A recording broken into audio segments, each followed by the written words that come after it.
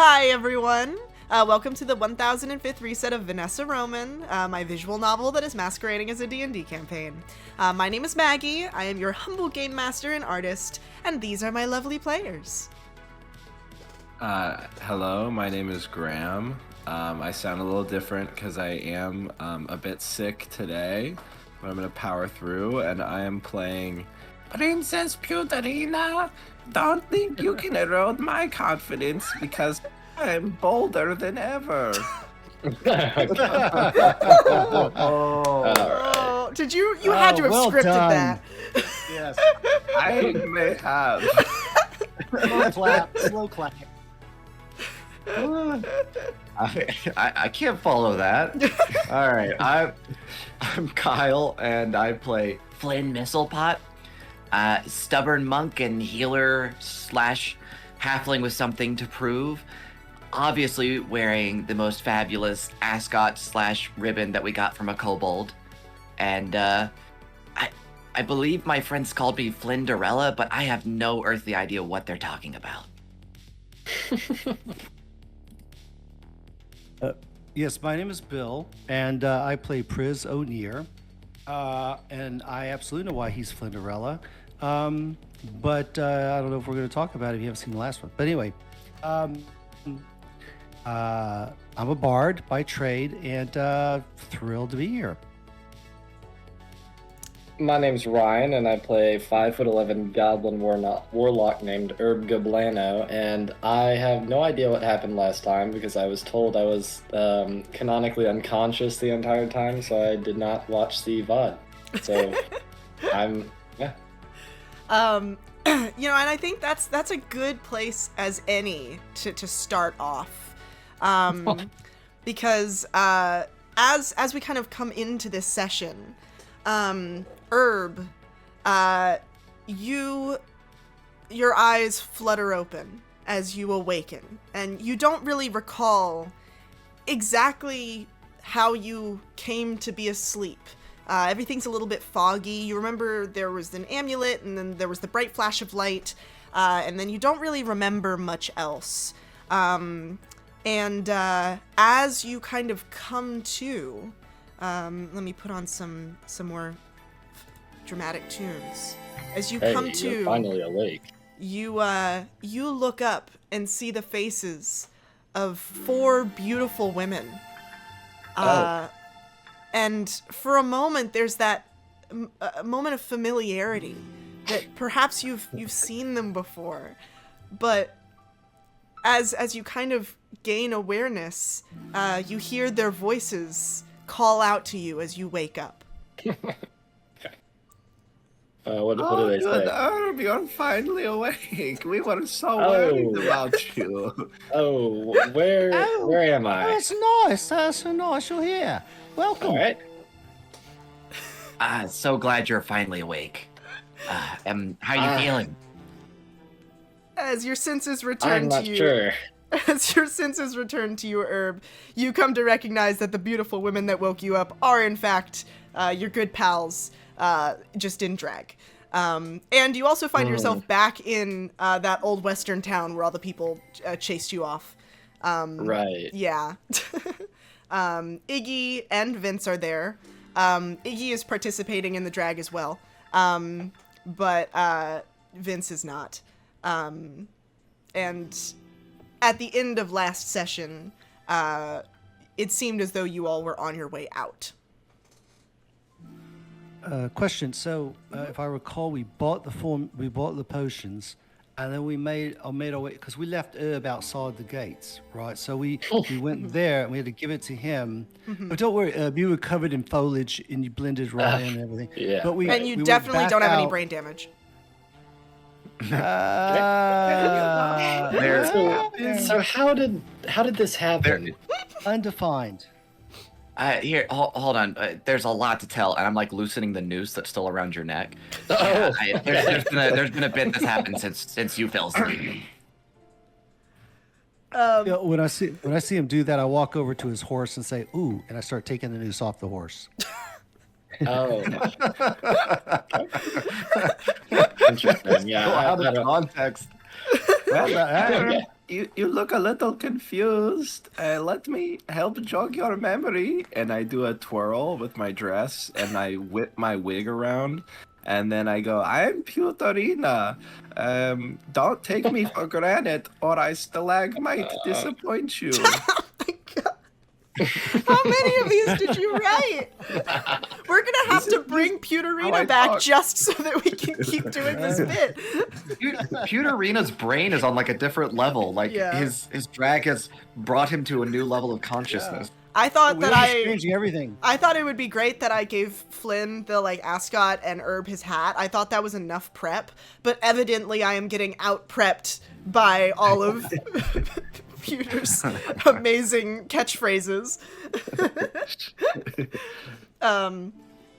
But yeah. So how did I fall Unfortunately- asleep? Well, you were asleep because if the crabby scorpion got you with his scary venom. Yeah. And then, we all had to dress up to save you. It was the only way. Unfortunately, all of the talking is ruined my voice, and now I sound a little different than normal.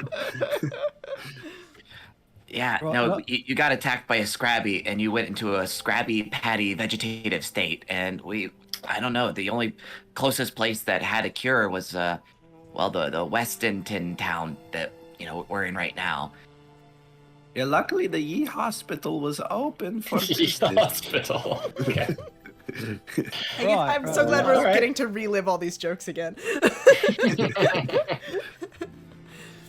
But yeah, So we all had to dress and drag to get by the gods, and then once and Pewter, I don't know why you're still in character, but anyway, the point is, Pewter, you look lovely, and I want to make Thank that you. And, point. the guards could still be around. Yeah, so we I was should actually- probably keep pretending I was gonna for, like, say- a little while longer. as you all are standing around kind of filling Herb in, you see the guards turn the corner and look over and do a startled double take because, well, Pewterina is as amazing as ever, perfectly blending in. Some pieces of the drag on the rest of you have started to kind of come apart. And Priz, I imagine your voice changing elixir has started to wear off. And they are starting to grow suspicious. You see the little like exclamation point alerts over their head, like slowly filling in as they notice you. So now might be a good time to bolt. Before Putarina acts quickly and flourishes her dress, which is much larger than everyone else's and more glamorous, in front of her friends to buy them time, and looks at the guard and says, "Don't try to start drama with me. I'm here to quarry." Oh my god. God. There's an entire book of. You need to put all of these in the Discord after this, Graham. Like I need to read through all of these. But yeah, with that, you all escape Weston dramatically on your horses, I imagine. Yeah. I will say your horse was very worried about you, Herb. Wow, that's nice. PP was very concerned for your health. He was also worried about his own health with that noose around his neck. Yeah, what Just was saying. that about? What was the noose about? Well, I was just trying to help. Well, that makes sense. You don't miss it anymore. Let's was put it cut in Miss half. Tuffet, yeah. Well, let's put it this way. Miss Tuffet decided to help out, and well, actually, Pewter started, and then Miss Tuffet kind of came in off screen in a way, and kind of showed him how to tie a noose that would both attach you to the horse with a noose on the horse and a noose on your neck, and that way you couldn't fall off. Well, You're welcome. Well, Fine. I could fall off, but okay, I see. Yeah. but your horse would go with you. Right, okay. That makes sense. I do love that this is the conversation being had and not the whole Iggy is a sage conversation. That's like back burner to the like, Yeah. let's ask about the everything else. Very Well, important. Uh-huh. I do need all my wigs back and my costumes back because those are performance things, and I loved loaning them to you. Even Izzy, and you look fabulous, by the way, as a redhead. But if everyone could give the wigs back after we're out of town, I'll put it together. And if we need it again, I got it. But I would appreciate those. Oh, Okay. Oh. But before you say anything, Vince goes, I'm sorry, did you just call him Izzy?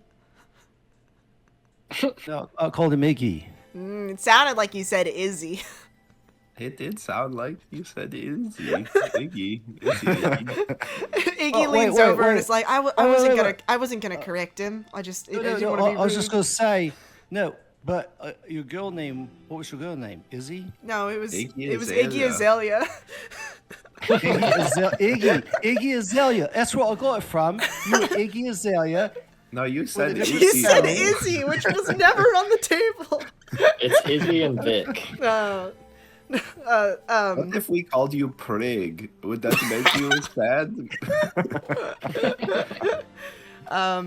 Oh my god, I'm finally gonna use this island music as we go back to the docks. I have this fun little tropical music. I just want to use it for something. So, as you all have this lovely conversation, you ride your horses back to the docks, which, if you remember, you have a certain boatsman waiting for you, or boatswoman, or boats goblin, and Alleged.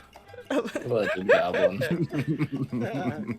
and sure enough, as you approach the docks, you see Maury's ship is moored there. Get it? Moored, Maury. She does boat things. Anyway. Is it too late to quit the campaign? Yeah, I can walk we away now. got a dollar per punning. We're way behind. And do I have room for her in the scene? I'm sure I do. Look, we're She's not to not be big. catty. There she is. There she is. Yeah. Hi, Maury! I'm yelling from the horse. Really far away. We're not even close. You see her hop up on the banister and give you all a wave. Yeah, as you kind of approach, she doesn't bother trying to shout back to you. She's just gonna wait until you guys get here. But as y'all approach, you see her kind of shout down. I'm turning the music down, it's a little loud. As fun and jaunty as the island music is. She goes, I see you brought some friends. Oh, yeah, of course. This is, and I look between two. I'm Putarina. Nice to meet you. I know we've yet to meet. This is Izzy, and this is Vic. Wait, hold. Izzy flying in prize. Right, we're all here. I'm just gonna make Iggy sad. And one of them's a sage, although I can't remember which one. I think I got hit in the head pretty hard, or bitten by a scorpion. I honestly don't remember. A little bit of column A, a little bit of column B. Oh, okay. I'm looking down at my sending stone, texting Iggy, ready now? Question mark. Iggy, who's standing 5 feet away from you. Yes. Okay. Hey, this is the proper procedure. This is what was it is. requested. You see Iggy look at his sending stone and like kind of confusedly look at you and be like, Okay, he looked great. I think of him. okay. Iggy blinks out of it. You see the bright circle of light appear beneath his feet. He blinks out of existence, and then he pops back into existence, literally like less than a foot away from you, because he was already standing next to you. See, Maury, see? Ta-da! Maury looks like she almost like falls off the side of the boat where she's looking at you. She goes, well, you mean you guys actually, you found another sage? Like that, you actually... Okay, this changes a lot. You guys need to get back on the boat, I think. We have to talk about this. I mean, Okay. found is a strong word. But yeah. As you all clamber onto the boat, Maury kind of does a once-over on Iggy and Vince. And she goes, okay, so in all seriousness, like we mentioned before, there's like a limited number of sages in the whole world. So the fact that you found 2 in like less than 10 years, like the fact that you've done it in a couple months is kind of insane.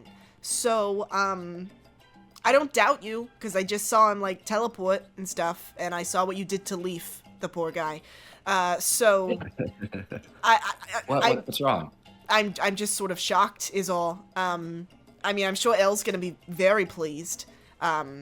Also, hi, and she turns and she, like, shakes hands with, Iggy, and she kind of turns to Vince and she goes, I hope is another sage. I don't know. Maybe. He's not a cultist. That's about as much as we know. He does have a lot of PhDs. He apparently is quite savvy with, I think magical things, which was part of our quest, I believe.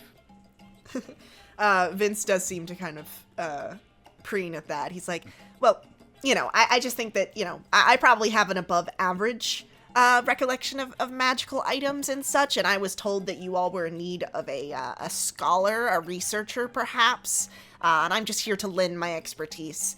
And also, if, I'm also here with Iggy, so that also is a thing. Right. Also, he's in a necrophilia. No, I mean he's a necromancer. What? He's a necromancer. I get things confused. Little bit of column A, little bit of column B. We Maury, don't know hey, Vince is like, okay, no, necromancy is not necrophilia. That's weird. And also, no, God, no. Well, I mean, they're both pretty weird. what does that mean? play- I've No, never heard of that. it's theoretical Playing with the necromancy. It's not, I'm not, like, conducting necromancy on a regular basis. It's the study and research of necromancy. It's completely different. And sometimes you just like to play with the dead. That's all I'm saying. you know nothing about me. First of all, I have a perfectly normal interest in all forms of magic, one of which happens to be necromancy. I mean, I haven't even done any necromancy in front of you. And you see while he's talking to you, he's actually walking around the boat, and you can see him, like, checking, like, the safety on it, like, whether all the boards are secure. And every time Iggy drifts from, like, the center of the boat, Vince walks over and, like, navigates him back to the center of the boat. I mean, the pewter ropes are still on the mast, right?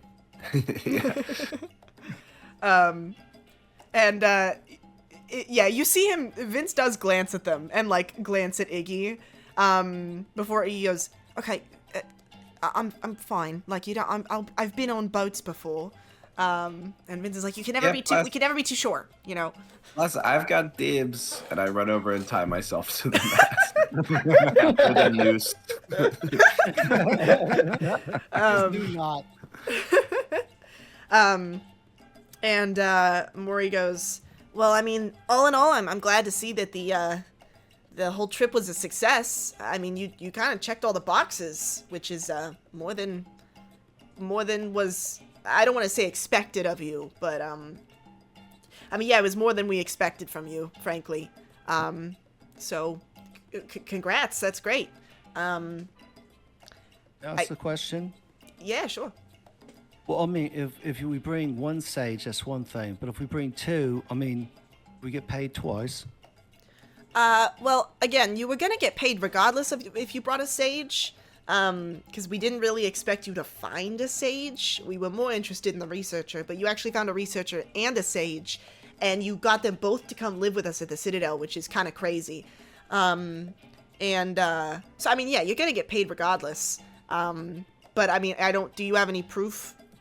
Are you trying to pass off, no offense, are you trying to pass off this guy as a sage? She's gesturing to Vince. Pass off. I don't know that's appropriate. I mean, what I'm saying is we over-delivered, so I just was wondering if we're going to get paid more than, standard rate.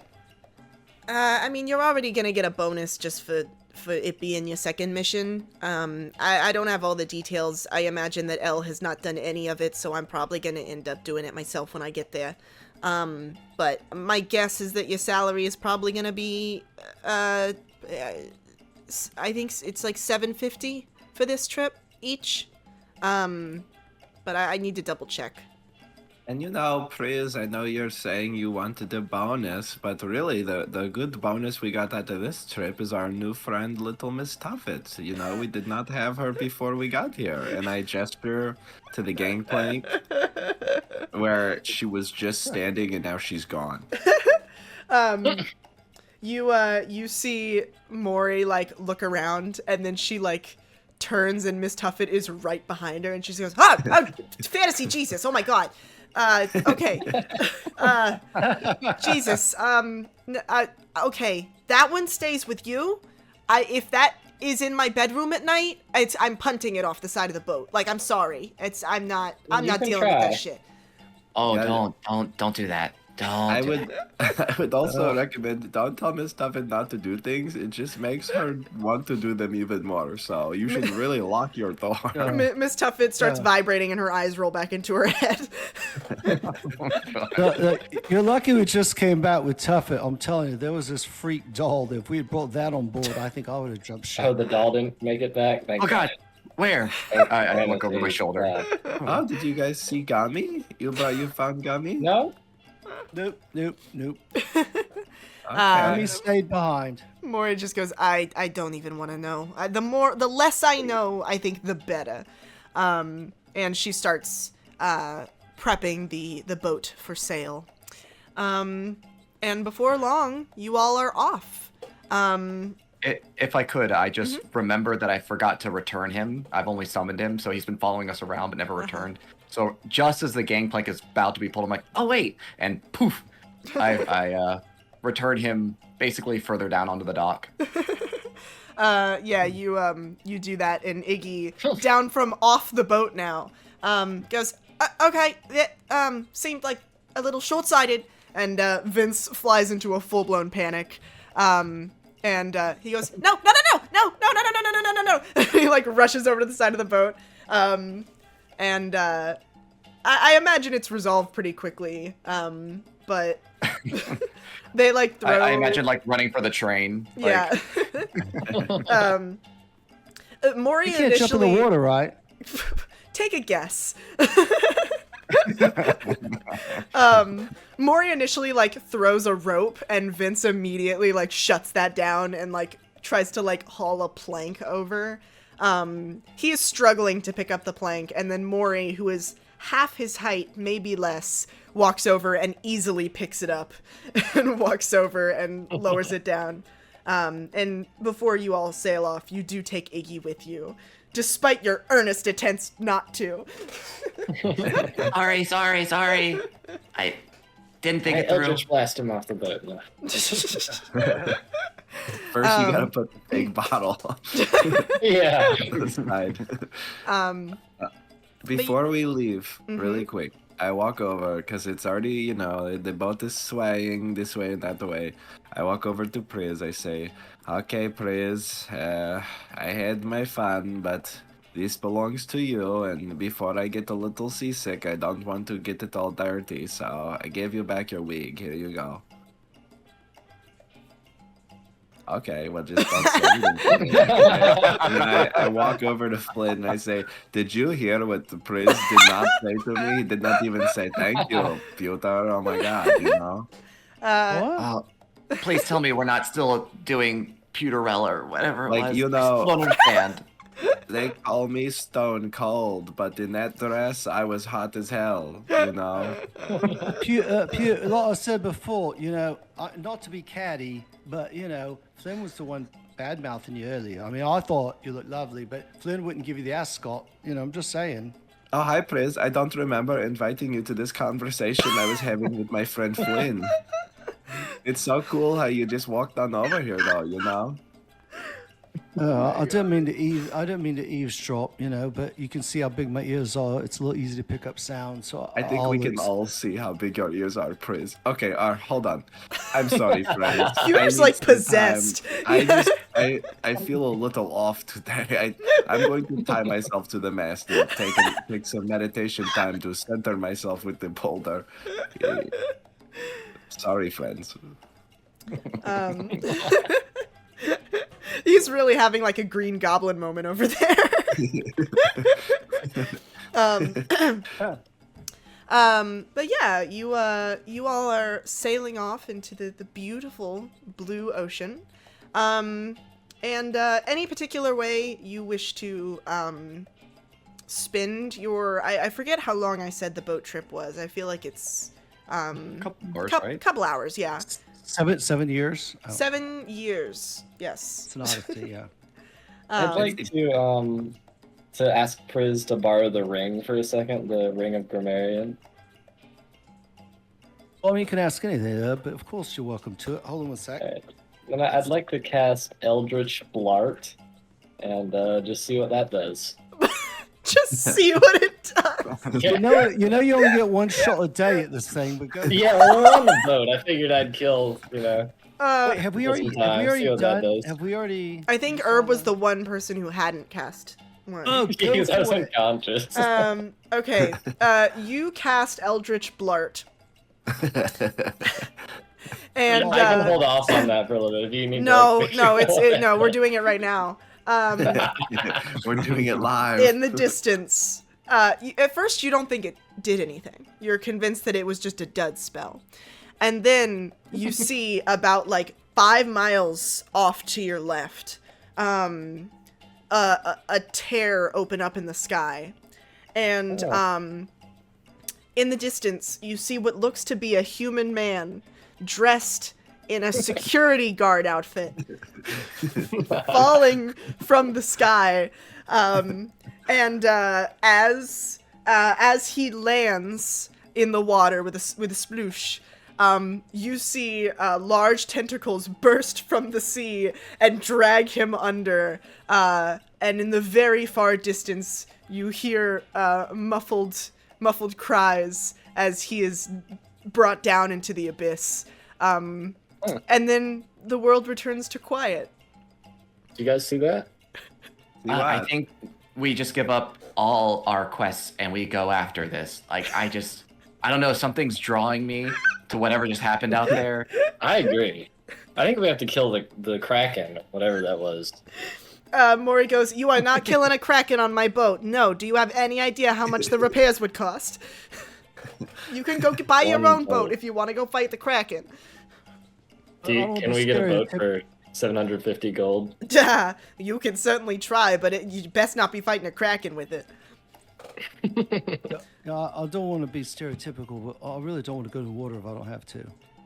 I also don't want to go into the water. I don't know if I've told this to you guys. It's kind of a secret, very personal, but I cannot swim. Like, not even a little bit at all. I would go straight down. But do you need to breathe? Wouldn't you just walk along Well, the bottom? everybody, I don't have to breathe, I don't think. But also, you would never see me again because I would just go to the bottom of the ocean. So, I prefer not to do that. I mean, if you just picked a direction, you'd probably get out eventually. I guess. Well, so you that's sink true. like a stone, is what you're saying. Yeah, that's right, Priz. Um, Good job.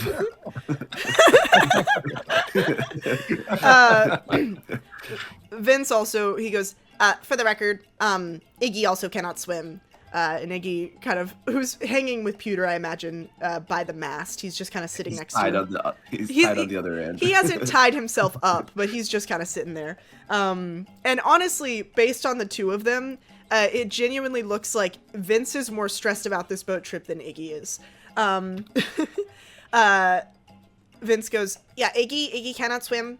Frankly, he really shouldn't be anywhere near water. The fact that he's on this boat at all, I'm really not super in love with.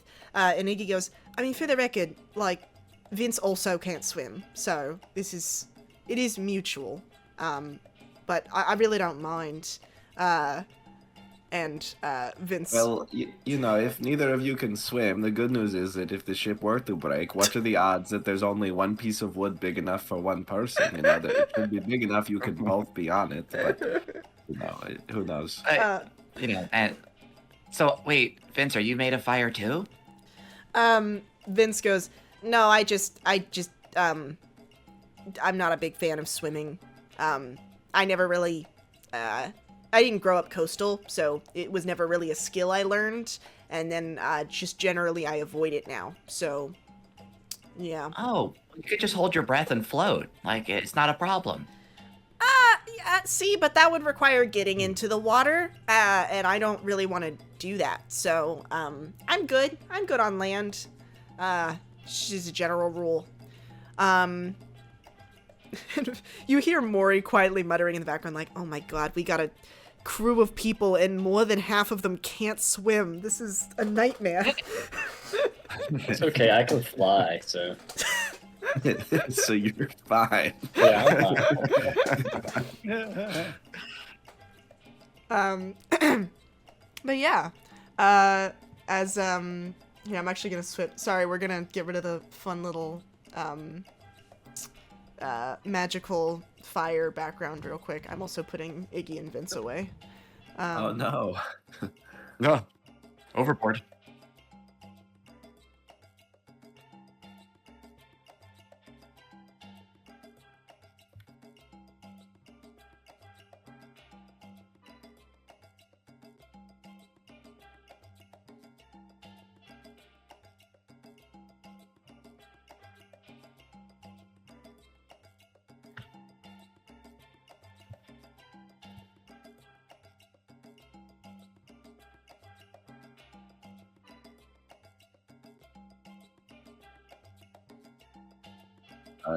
Chat. The chat says they can't hear us right now. Oh, no. It's Rose. Luigi an actor. Yeah, I was wondering that. Yeah, nobody's commenting on other stuff.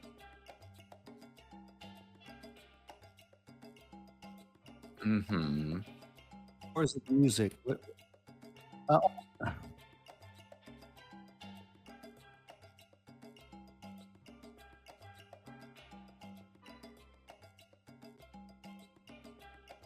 Mike.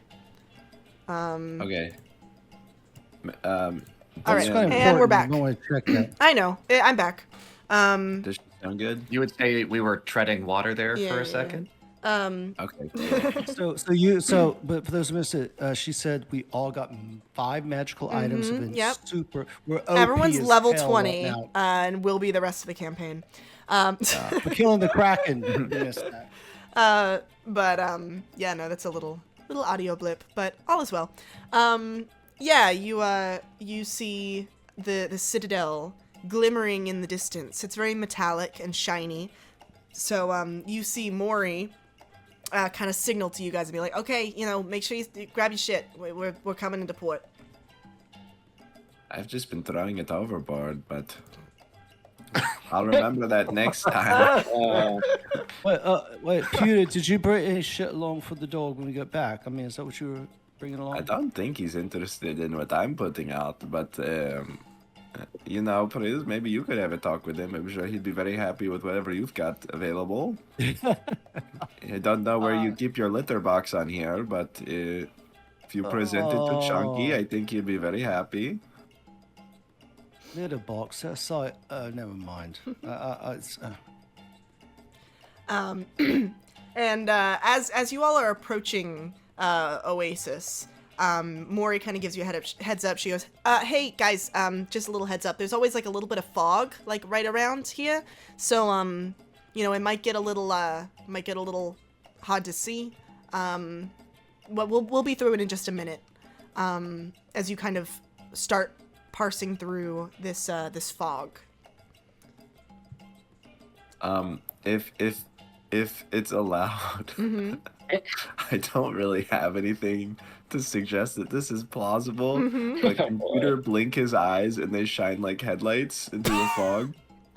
I say, "Don't worry, Mori, I can help." And I kind of untie myself and delicately walk to the bow of the ship and then set my beams alight. You know what? It's funny. I have a spelled moonbeam that I can pretend is what that is. Yeah. Well, Pewter, the spotlight reindeer. No, you kind of march your way up. Well, it would require you untying yourself. Yes, I untie and I'm very carefully holding on to the front of the bow.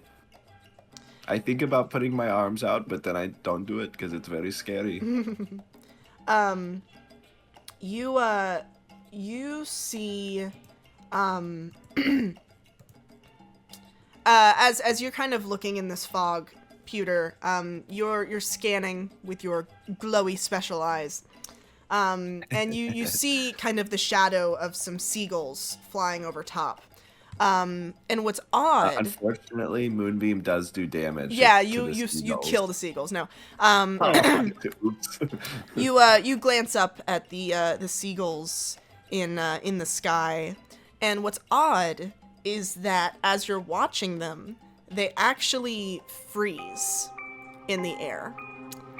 And Priz, Flynn, and Herb, you who are kind of standing around, who are watching Maury and Vince and Iggy, see them freeze in place as everything once again kind of goes dark.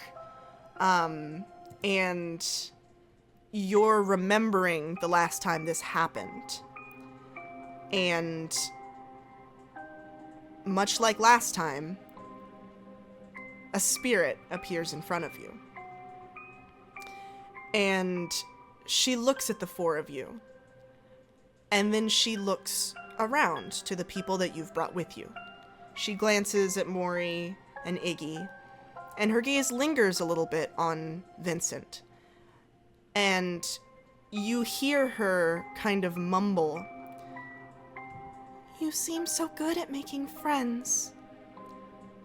I wish that you would come find me. I'm so lonely. Please come find me. Please come find me." Where are you? And just like that, she dissipates. And just like before, you see as everyone returns back to normal. And Maury is still steering, and you're out of the fog. And you're right basically in front of Oasis. And they seem unaware of what just happened. Peter walks back from the bow, and he seems also unaware. Like, you guys won't believe it. These seagulls, they just like stopped in the air for a while, and they were just chilling. And it's really weird. Anyway, Wait. what's going on with you? Urban Flynn, is this who you've been talking about all this time? I mean, is this the lady that you've referred to a few times? We've seen a couple ladies, and at least this one's not as scary. But, I mean, yeah, I think there's something special about this boat. Like, every time we're on this boat, we just see these people. Either that or, like, we're drinking something funny. Yeah, I've seen a lot of ladies too, but this one's like, ethereal. Or I don't know if she's real. I mean, what else has she told y'all to do? Maury leans over, she's like, "I'm sorry, did you see the ghost again? Because you said that happened last time." "No, my boat cannot afford to be haunted. My insurance rates are gonna go through the roof." I'm sorry. Well, I mean, we can't find this ghost anyways, and she keeps asking us to, so I don't think you have a problem. This ghost can't figure out left from right. Why is it always on my boat? I don't understand why I can't have nice things. She's like kind of muttering to Why does your herself. ghost boat have ghosts on it? What? Why does your ghost boat have ghosts on it? It wasn't a ghost boat when I bought it. It specifically in my contract said there would not be any ghosts. Maury, you could always kind of lean into the ghosts. You could do like No. spooky boat travel tours. I don't want to be a tourist trap. I mean, I just want to be able to enjoy my boat. Now if I like come out on the deck and I'm like just trying to relax, I gotta worry that there's some weird ghost girl creeping over my shoulder. It's bad enough that you brought that thing, and she gestures to Miss Tuffet. Yeah, I was about to say, that's not the only thing you gotta worry about You're being playing- behind you. You're And playing I'm a dangerous glaring game. behind her. But she manages to steer the boat into the harbor, and soon enough you have returned to the Citadel. or oasis rather. Here's my, oh, that's the map. Where's my oasis background? But yeah, as you all walk in, there it is. We have, yeah, there we go. As you all walk in, you once again find yourself in that central area. It's big and beautiful, big atrium. The welcome desk is on your right once again. And Wait, is there anyone staffing it now? I think there is, actually. Is it the same girl? I mean, you could certainly walk Lindsay? over. I think I walk over. Yeah. Okay. Or, Maury kind of gives you a note. She's like, I probably have to go fill out some paperwork before you guys show up anyway, so just wrap up whatever you're doing here and then come meet me at the Citadel. And she walks off. And she actually takes Vince and Iggy with her, just to give you guys some time to hang out. And yeah, so you guys walk over to the welcome desk, which, as you remember before, there was a lovely woman there named Lindsay who was helping you all. And in a little bit of behind the curtains, I didn't think that Lindsay was going to be a character that you all gravitated towards, so I didn't make any art of her. And I wanted to rectify that. So as you approach the lady at the counter, your memories are a little bit foggy, but you're pretty sure that the person behind the counter is just it's pretty much her. It's a perfect match. And she sees you all approach, and she goes, hold. Where did I put her? She goes, oh my god, like, it's so cool that you guys decided to come and visit me again. Oh, hey, Lindsay. oh, How are That things voice- going for you? Why does that voice sound so familiar? I don't. aw. No, it's like totally cool that you guys work here. I last time we totally talked, and now I know where you work. Yeah, we had a crazy adventure, Lindsay. Guys, tell her all about it. I don't know. I mean, No, I, like, we totally- kind of. Want to hear all about your adventure and how you got that like really cool ribbon you're wearing, which like is so fun looking. Oh, you like it? Well, I mean, this is like a personal reminder for not pushing people into lava. Like, I don't know if you've ever encountered that, but it's important to remind yourself not to do that. I For mean, me, it's a reminder of how funny it is to push people into lava. like I totally think that maybe you all could use with maybe some more reminders about how to be less lame. And I think that maybe if increasing your fashion by wearing like a super cool ribbon that everyone is super jealous of is how you do that, then like go live your life, girl. Speaking of, did you end up going shoe shopping? What? I mean, yeah, Go shoe yeah, shopping. of course. I definitely, per our last like real conversation that we had, I definitely went shoe shopping. That was a thing that I did, and that's why I was wearing those really cool new shoes when I went into that back alleyway, and I'm definitely wearing them now. You can't Well, see them because that's they're good. behind the desk though, so. It's good that you keep track of when you keep your shoes on after going into back alleyways. I see how that could be helpful, Everyone has to have reminders. Yeah, I mean, like, I think that I don't need them as much as, like, some people who need, like, a reminder to, I don't know, like, not push people into lava or ruin their plans for immortality. Just, like, throwing stuff out there. What was it? About the lava thing that your No, the short no. friend said. Another one. What was and- it? No, I'm pretty sure I said that. Like, Yeah, that's no, part of like, the he reminder. definitely said that. He said that. Also, speaking of I don't- lava, I don't know if you noticed, but check these out. And I hold my hands up, and they're still glassy black. Super smooth. Oh, that's, like, totally not clashing with the rest of your whole vibe. No, thank you for noticing that they don't clash. I actually dipped these bad boys in lava, and now I can't feel on the ends of the fingers, but they look very cool. Uh, she goes, I mean, yeah, like, they totally don't look like you decided to dip your hands into a tar pit and just see what happened. Yeah, I mean, I think you should, like, Yeah, they really... don't look like that. Thank you for noticing. I think it's really cool that you're just, like, so confident, despite everything.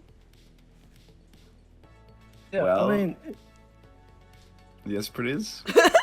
no, I was just. Oh no, I didn't mean to interrupt. I was just saying she reminds me of someone else I've met recently. Yeah, we I met noticed before. that. No, we met before when you came in. We Yeah. talked about shoes. Remember? I worked at the front Yeah, desk. praise. We came to this desk and talked to this very same lady. Yeah. Oh, right. Are you going like I senile, old man? Well, Well, in I cat mean- years, he's up there, so be Yeah. nice. Well, I just know the blue nails, and the eyes and the mouth and so forth. It just strikes me as you remind me of someone else wearing a pink No, I bow, very similar to I Glenn's. think I'm just reminding you of when you met me before. Because I am like one of a kind and amazing, and my skincare routine is unmatched. And I think if you're mistaking me for someone else, that would really be like offensive. Because I put like a lot of work into my appearance, and if you're just saying that I like look like someone else, then like maybe we shouldn't talk anymore, and you can like get out of my welcome desk area. You are not welcome. Well, No, I you're didn't not. tell you. The person you remind me of could be gorgeous, so I think you're making assumptions. No, because No, no one's more gorgeous than me. So like, I completely agree with you. It's not nice, please. You should say sorry. Also, just so you know, it's kind of like a new thing I'm doing, but I wanted to get you in on the ground floor. I don't know if you've ever considered joining a cult, but I am starting a little group. It's nothing crazy. It's just like a group of friends like to hang out, talk about Boulder. Here you go, and I hand her a stone pamphlet. It's a little different now. It's got an etching of me at the top, like the same picture from last time, and then it's got two lines coming down from me on either side, pointing down, and it's got all of the rest of the gang, and then it's got lines coming down from them, and it's got question mark, and then a finger pointing at the person holding the pamphlet. this lovely little arrangement, it wouldn't happen to form a pyramid, would it? Well, I don't think so. But hold on, let me take a look. Ah, no, you see, it is more of a triangle. Oh, okay, so yeah, if it's more of a no, like I think Not really that, three-dimensional. I really think that we could I think we could work something out. I think that this could work. But I think you would maybe need some direction from someone who has experience in collecting people for projects. Oh, okay. And I think do that you have experience with that? I do. I actually just came off of a Oh. project. I think it You went don't say. I think it went pretty well, other than there was a little blip, and I mean like a short blip with dumb white hair. And other than that, though, I think it went really well. And so I think that we could work on your little project. I think it needs some tweaks, but I think we could work it out. Okay, and we'll just watch out for little tiny blips with white hair, Yeah. which seems very specific. Yeah. But we'll keep our eyes peeled. Wait, Uh, what? Here, let me give you my card. And she hands you a card that is it's a glittery business card, glittery pink business card. You see that a name was clearly scribbled over in black marker, and above it is written Lindsay. It is spelled Lenzzee. Pewter nods because that looked super legit. And she goes like, You know, my only complaint with this, no, it's a very nice card. It just doesn't have a lot of heft. I mean, it's so light. I feel like if I let go, it'd blow away in the breeze, you know. But we can work on it. We can work. well, on no, it. like that's what it's supposed to do. No, like watch this. And she stands up on the desk and she grabs the business card and then she throws it on the ground and it disappears as in a poof of glitter. And then she pulls out another one and she's like, here's the second one. It's also scented. Okay, wow. Now I'm impressed. That is very nice. Yeah. I need to work on my business card situation, I guess. Yeah. I really think that we're going to need to redo these pamphlets because they're a little bit on the big and bulky side. And I really think that we could do a little reno, a little, we could talk to some people and maybe get you a glitter bomb business card. And I think like that could really be effective. Get some name tags, start knocking on doors. Yeah. Okay, yeah. I don't know if it's like 100% my brand, but I'm down to try anything, you know? What do you guys think? You think this is... Anybody else want in? I thought we were already in the cult, according to the pamphlet. Yeah, well, I mean, like, that was kind of an assumption on my part, which was not cool, but I guess I should formally ask, you know, you guys get in early, you get the early member bonus. Is the Boulder really likes people who are decisive in their joining of things? Sure. I thought you told us it was a multi-level marketing. I'm a little confused. What do you mean cult? I didn't say cult. You said cult. He didn't say Well, cult. Herb said cult. No, I think I said collective of people who like the Boulder. Yeah, I think like you need to get your hearing checked. Like it's a little concerning that you heard cult. It kind of sounds like you don't believe in your good friend Pewter. Pewter. Yes. Yeah. Formerly Pewterina. So you're saying that if I join right now, I could get Flynn and Herb under me, like supporting me. I'll be the manager. No. 1, 2, 3. Whoever Under touches my finger you. first. all the money's made by getting people under you. So I mean, if it's early in, There's- right? I mean, There's money? well, I assume you're at the top of the pyramid, lack of a better way to put it, right, Peter? Oh, well, I was just gonna say we all get together and talk about the Boulder, and, I mean, like, if people want to have shiny rock collections and trade their shiny rocks or whatever, like, that's fine. I don't care. She goes, okay, so like, Pewter, you need to like send me a frequency over your sending stone. We'll get all the like deets nailed down, and we'll really get this collective organization of people who are really into, I don't know, like rocks and shit, and it'll be super great, and I think it could be like really profitable. And then when we're hanging out, you can like tell me what it's like to, be like a rock guy or whatever, because you're like basically immortal, right? So like you could probably like give me some tips and tricks. That seems like Well, a I fair mean, trade. I don't really. I try. It's hard to keep count, but I think I've at least been alive for like 3,000 years, maybe. I don't know. I lose track. It's either like 3,000 or it's in like the 50s range. But I'm not. It's so hard because you keep looping, and then you're like, "Did I already have this conversation?" Oh. I have a question for the DM. Is Lindsay in quotes like she's as tall as Belfie was, right? She's not like using stilts. I mean, that's or a anything. weird comparison to make. I don't know Belfie. what you're drawing that from. Wait, It's is she on like stilts or is she? Just she's 'cause when presumably she- a human. I mean, I think, right? I think she's as tall as you remember Lindsay being. I mean, if she happens to be 3 feet tall with a tail, that's just how Lindsay looked, I think. Okay. And frankly, Okay. it's a little offensive that I don't know Okay. how Belfie got brought up. I That's think, insane. I think Herb's beginning to suspect something. So there's a lot No. of short people in this world obsessed with immortality. I don't know what you're talking about. Hmm. I'm should literally keep our eye proficient on in that. insight. I have to. Can I at least try? Like, I'm looking at my character sheet. Like, I gotta at least see. But it would be so much funnier. No, you can. It's fine. I love that even if Flynn sees through it, the rest of us are gonna be like, "What are you talking about?" This is Natural 100% 20 natural 20.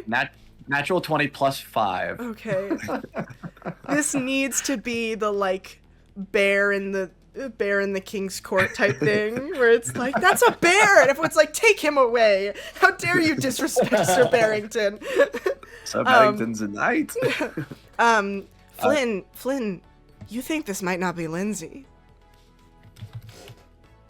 Oh. Do I like recognize between and everything? Or do I just realize it's not Lindsay? You think that this might be an imposter? Wait, so I will she wasn't sneak around Lindsay the last welcome.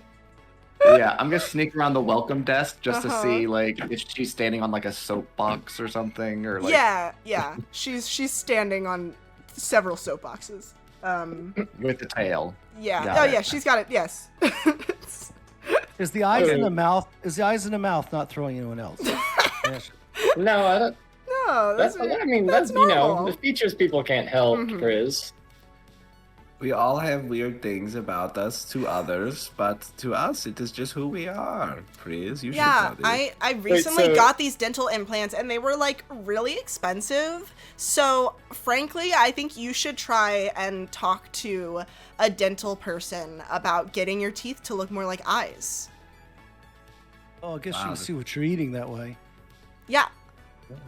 That's so clever. Oh. Like no dirt. So there was a real Lindsay at some point. I guess I don't know. So This is she the wasn't this always is the Lindsay. real Lindsay. I don't know She what you're wasn't all- talking about. Okay. Girl, You know, Ryan, it's like when Maggie says you're not, Herb's not a goblin, and we're all like, what are you talking about? You know, like, You're this right. is- I think you're gaslighting her on purpose here, right? I'd like to Yeah. also roll insight Okay. if I can. And Oh, and by the way, I'm clearly not saying anything to the rest of the group. Uh-huh. okay, I got an 8. Yeah, so- this is Lindsay. Oh, okay. All right, I Yeah. believe it then. Yeah. I'd like to roll insight because obviously I kind of caught on early on. She didn't quite look right. Did Is it you? Insight? I think she looked great. Oh no, I think the insight roll will determine whether you got on or not. Well, I rolled a 10, so That's Lindsay. I don't know why you guys are freaking out. Oh. That is the person you talk to. She sounds exactly the same.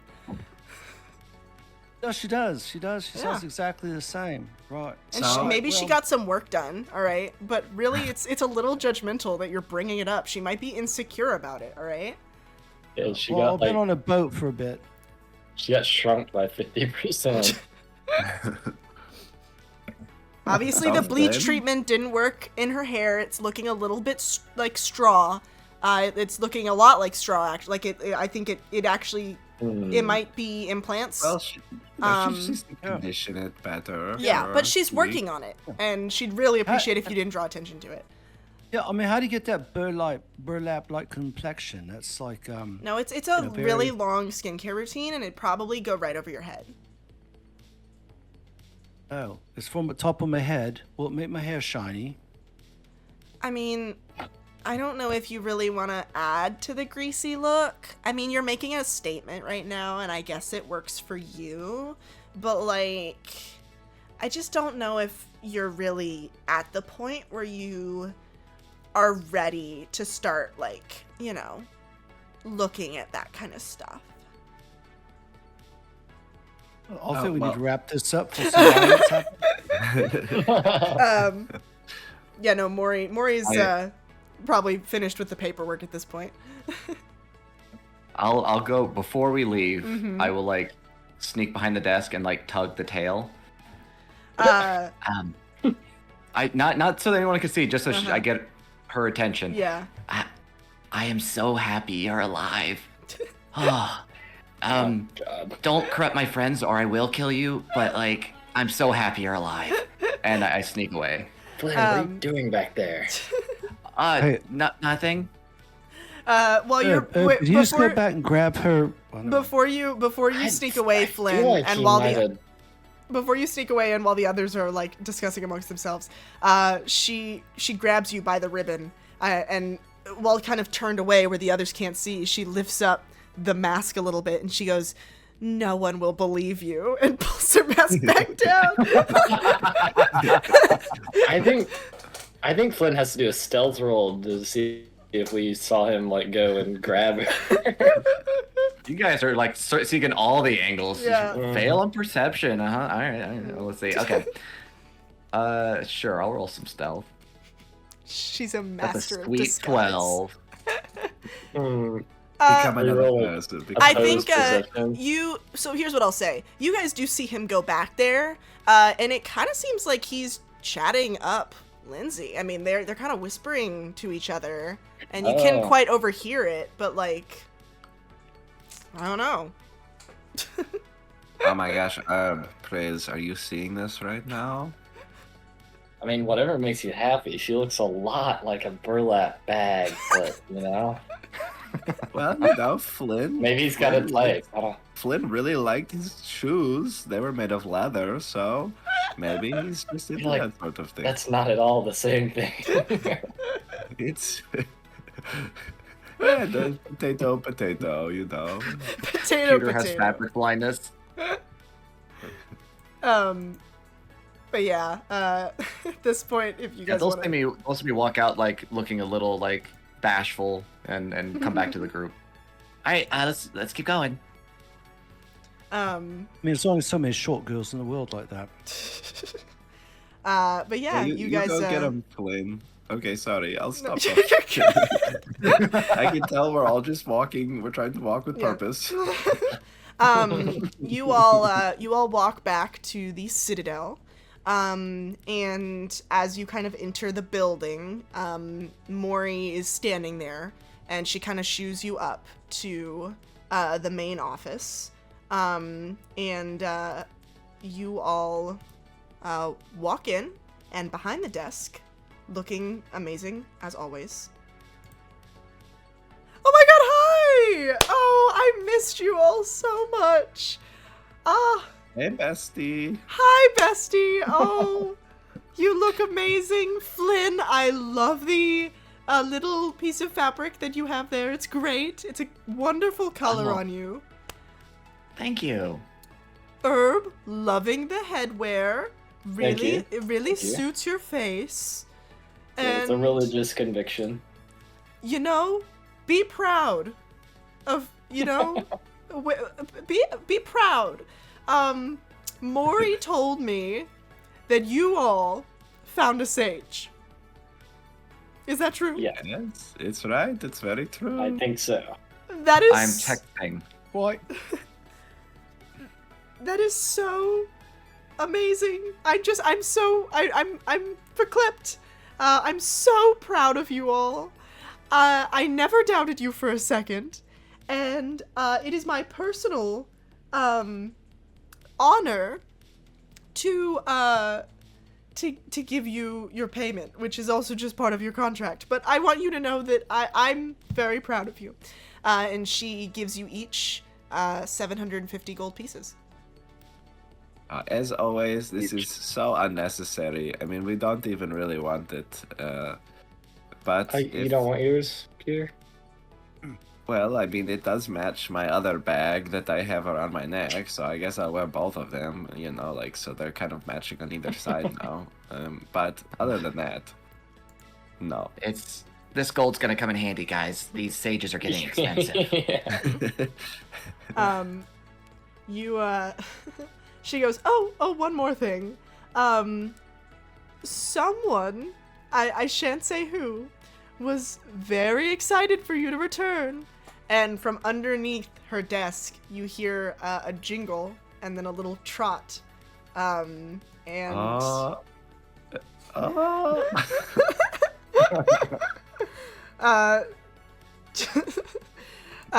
Chunky, the skeletal basset hound, plods over to Pewter and is very happily circling around Pewter. Chunky! I pick up Chunky and I kind of spin him and then put him down. And I say, "Oh, Chunky, I missed you so much.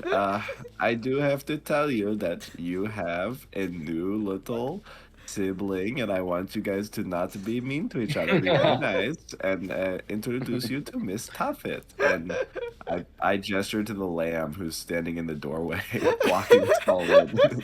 The room seems to dim, and the shadow of Miss Tuffet is kind of cast in the room. And you hear Elle go, "Oh, what a lovely little lamb! Oh, she's so cute!" Yes, she's quite nice. You hear Chunky is, you hear rattling as Chunky goes, and like ducks under the table. Oh, no, Chunky, don't be scared. Miss Tuffet is she's not harmless, but she probably won't harm you because you have no blood or flesh for her to. It's not important to get it. I think you and I are fine though, Chunky, so be nice. Elle goes, "Well, I'm so glad you've made so many new friends, and brought them back to us. I am so excited to get to know the new sage, and also the other one, the smart one. They're also getting added to the payroll, of course, so they'll be living here on the Citadel, with you all. So if you ever want to pick their brain, you can go talk to them. I think Iggy said that he was setting up a blacksmith shop here, so that should be fun. We don't have a blacksmith, so that's a new thing for us. All our stuff will be made in-house, new supplies for Patty Whack. Oh, on that note, while you're here, Albin had a little bit of a restock, so if you're interested, and again, I do heavily suggest that you support Albin. He really needs that emotional support. And I think it means a lot to him that you continue to be a patron. I'm already out the door. Oh, okay. And she goes, "But yeah, and as always, feel free to stop by. You're kind of back to the standard, do what you want until we need you for the next mission. So you all are free to just chill out, relax, enjoy your little vacation." Is there another 8-ball on the desk? We must know. There is not currently. She's replaced it with one of those infinitely bobbling water birds. Doesn't look as tasty. But yeah. I know everyone was going to the store, but I wanted to think about it. I think I need to take Chunky for a walk. And I need to take Tuffet out for a walk too, just so she gets acclimated and doesn't do anything crazy. So I will not be going to the store, but I will see you guys later. Can you check on the food that I've been sending back? I just want to make sure Chunky's been getting fed. What are you talking about? What the gold pieces that I give to Leaf. Chunky, I assumed he's been eating Chunky. Chunky tilts their head. I thought you gave the first piece for Chunky, and then it seemed like you've just been paying Leaf exorbitant fees every time. Is like maybe a feeling of guilt has overcome you, and you're trying to compensate for this? Why would I be guilty? I don't know what you're talking about. I look at the other two members of the party. You know it's bad when Pewter knows. You should. Are we still pretending this is not a bad thing? Okay, sorry. I was not understanding. I like to imagine that there is part of Flynn that does realize this is wrong. Deep down. That's the part that keeps giving them more gold. No, it's for... No, Chunky should have, because I don't think Chunky actually eats the coins, but like I want to make sure Chunky, is enjoying a treat. Yeah, we can chew on him. You see, Chunky's been chewing on the broken remains of the magic 8-ball. Now that all the liquid has been drained out of it, there's a little dog bed that's in Elle's office because she was kind of looking after him while Pewter was gone, and there's like some toys that are over in his dog bed. That's nice. That's really nice.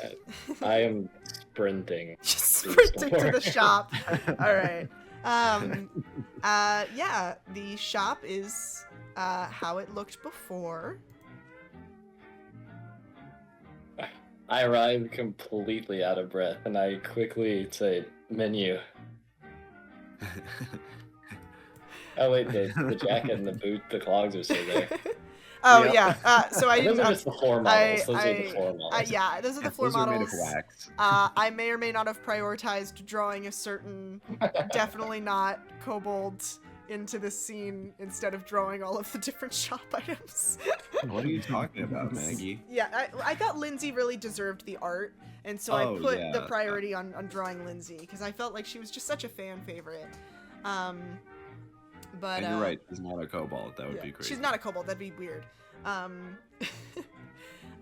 yeah, as you're entering the shop, and Herb, obviously you're the first one there. And so you actually may be the only person who catches this little exchange that happens. So Liz and Albin, these two, in case you forgot, run this little shop together, paddywhack. But at the counter, kind of flailing their arms around angrily, is a little duck Aarakocra woman. And she is kind of rambling about something. She's like, I can't believe kids these days. I was stolen from. And Albin goes, I mean, it doesn't really sound like you were stolen from because it seems like they left the money on the counter. And she goes, no, just because they left the perfect amount of money on the counter and paid for the item, I wasn't there, so it's stealing. And just no respect. And she throws her wings up and then she stomps out, kind of shoving you out of the way, Herb, and storms off. And Albin looks like, she wasn't even mad at him specifically, but he looks like he's scared. He kind of sees you as she's leaving, and he goes, "Oh, you're back. Hi, hey, hello." Herb will process all that later. He is dumping gold onto the counter and saying bees. Please. I love the implication that you, Herb, could sense that there were bees in the store. 'Cause There's you just trickery walked in. It's like a reverse allergy to bees. Yeah. It says bee sense.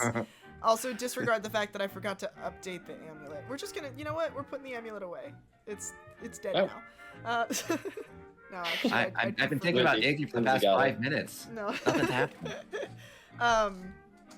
But when you say bees, Liz goes, "Oh, I guess you heard.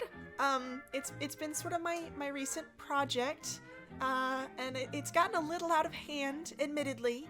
And she pulls out a large jar that is just vibrating with bees. And she goes, it wasn't supposed to be this many. It was just supposed to be a couple to help the flower garden grow, but they just sort of kept spawning in, and now I fear that I don't know what to do with what I've created, so I've decided to monetize it. This is the greatest thing ever. Albin sees her pull out the bee jar and takes a couple steps back and starts hunkering down behind the desk. He's like, listen, I really just, I think that it's for the best that I just stay over here, and and I don't really need to be anywhere near the bee jar, I don't think. Bee. And I'll say Flynn and Priz if you guys want to come on in. Well, then I shall.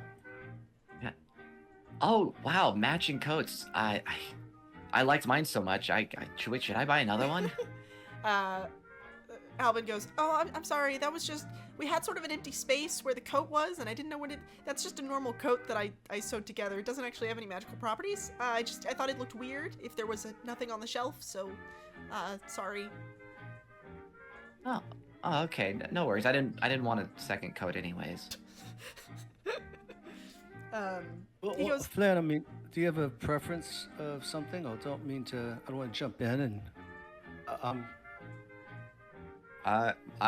You see Flint's eyes like scanning, and it stops for a second over the Huggy Buggy Bear. No, nothing comes to mind. You guys get whatever you want. Can I roll insight to see if I see what he's looking at? you can if you want. 17. 17. I mean, yeah, you notice he kind of looked at everything.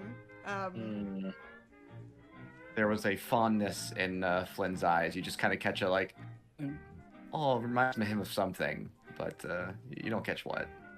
Well, Flynn, I mean, I'm sorry. Oh, this is a safe space. You can buy whatever you want. And I'm cramming the jar of bees in my pocket. Liz goes, you do have to pay for that. I've dumped all like 250 Okay. gold on the ground. Probably more. In my haste, it's definitely more. I've dumped 300 gold on the counter, and it's just everywhere. Herb, if I can say, I'm terrified of you falling over with that thing in your pocket. I mean, What this would get. Oh, I You know saw what you I thought. shoving. I saw you shoving a glass vial of bees in your pocket. You were doing it just now in front of me. Kind of hard to miss. That is a lot of bees. Like, I'm just what if that imagining glass that. breaks in your pocket? Like, I didn't have you buy thought about anything. this? I There's love like the a idea. pile of gold. I love the idea of Herb being like, I don't know what you're talking about. Meanwhile, from inside his bag, there's like a There's buzzing. It's my Pants pocket. are literally It's not horribly even my loud bag, buzzing it's my sound. pocket. Hey, just said I'm shoving it in my pocket. I'm standing right there. It's like you're shoving a bar. Yeah, I mean, you're putting it precariously close. But you do your thing, man. Anyway, look, Albin the leans magic- over and is like, "Would you like to purchase a insurance plan on those bees?" And Liz goes, "We don't offer the insurance plan for the bees, Albin." Turbo's still here. I don't even have wagon insurance. No. I think it's a scam. Goblins don't like insurance. Is that in the goblin code? Yeah. Insurance is bad. Add it to the It's a list. scam. Oh, we've Oh. lost Priz. Uh, He was too it's distracted. okay. Herb by is bees. purring for the both of them.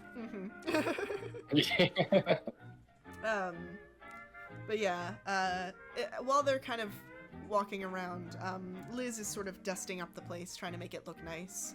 And Albin is helping too, but he turns to you, Flynn, and goes, I mean, we've got some new stuff. If anything interests you, or you could, we could just hang out and chat if you want.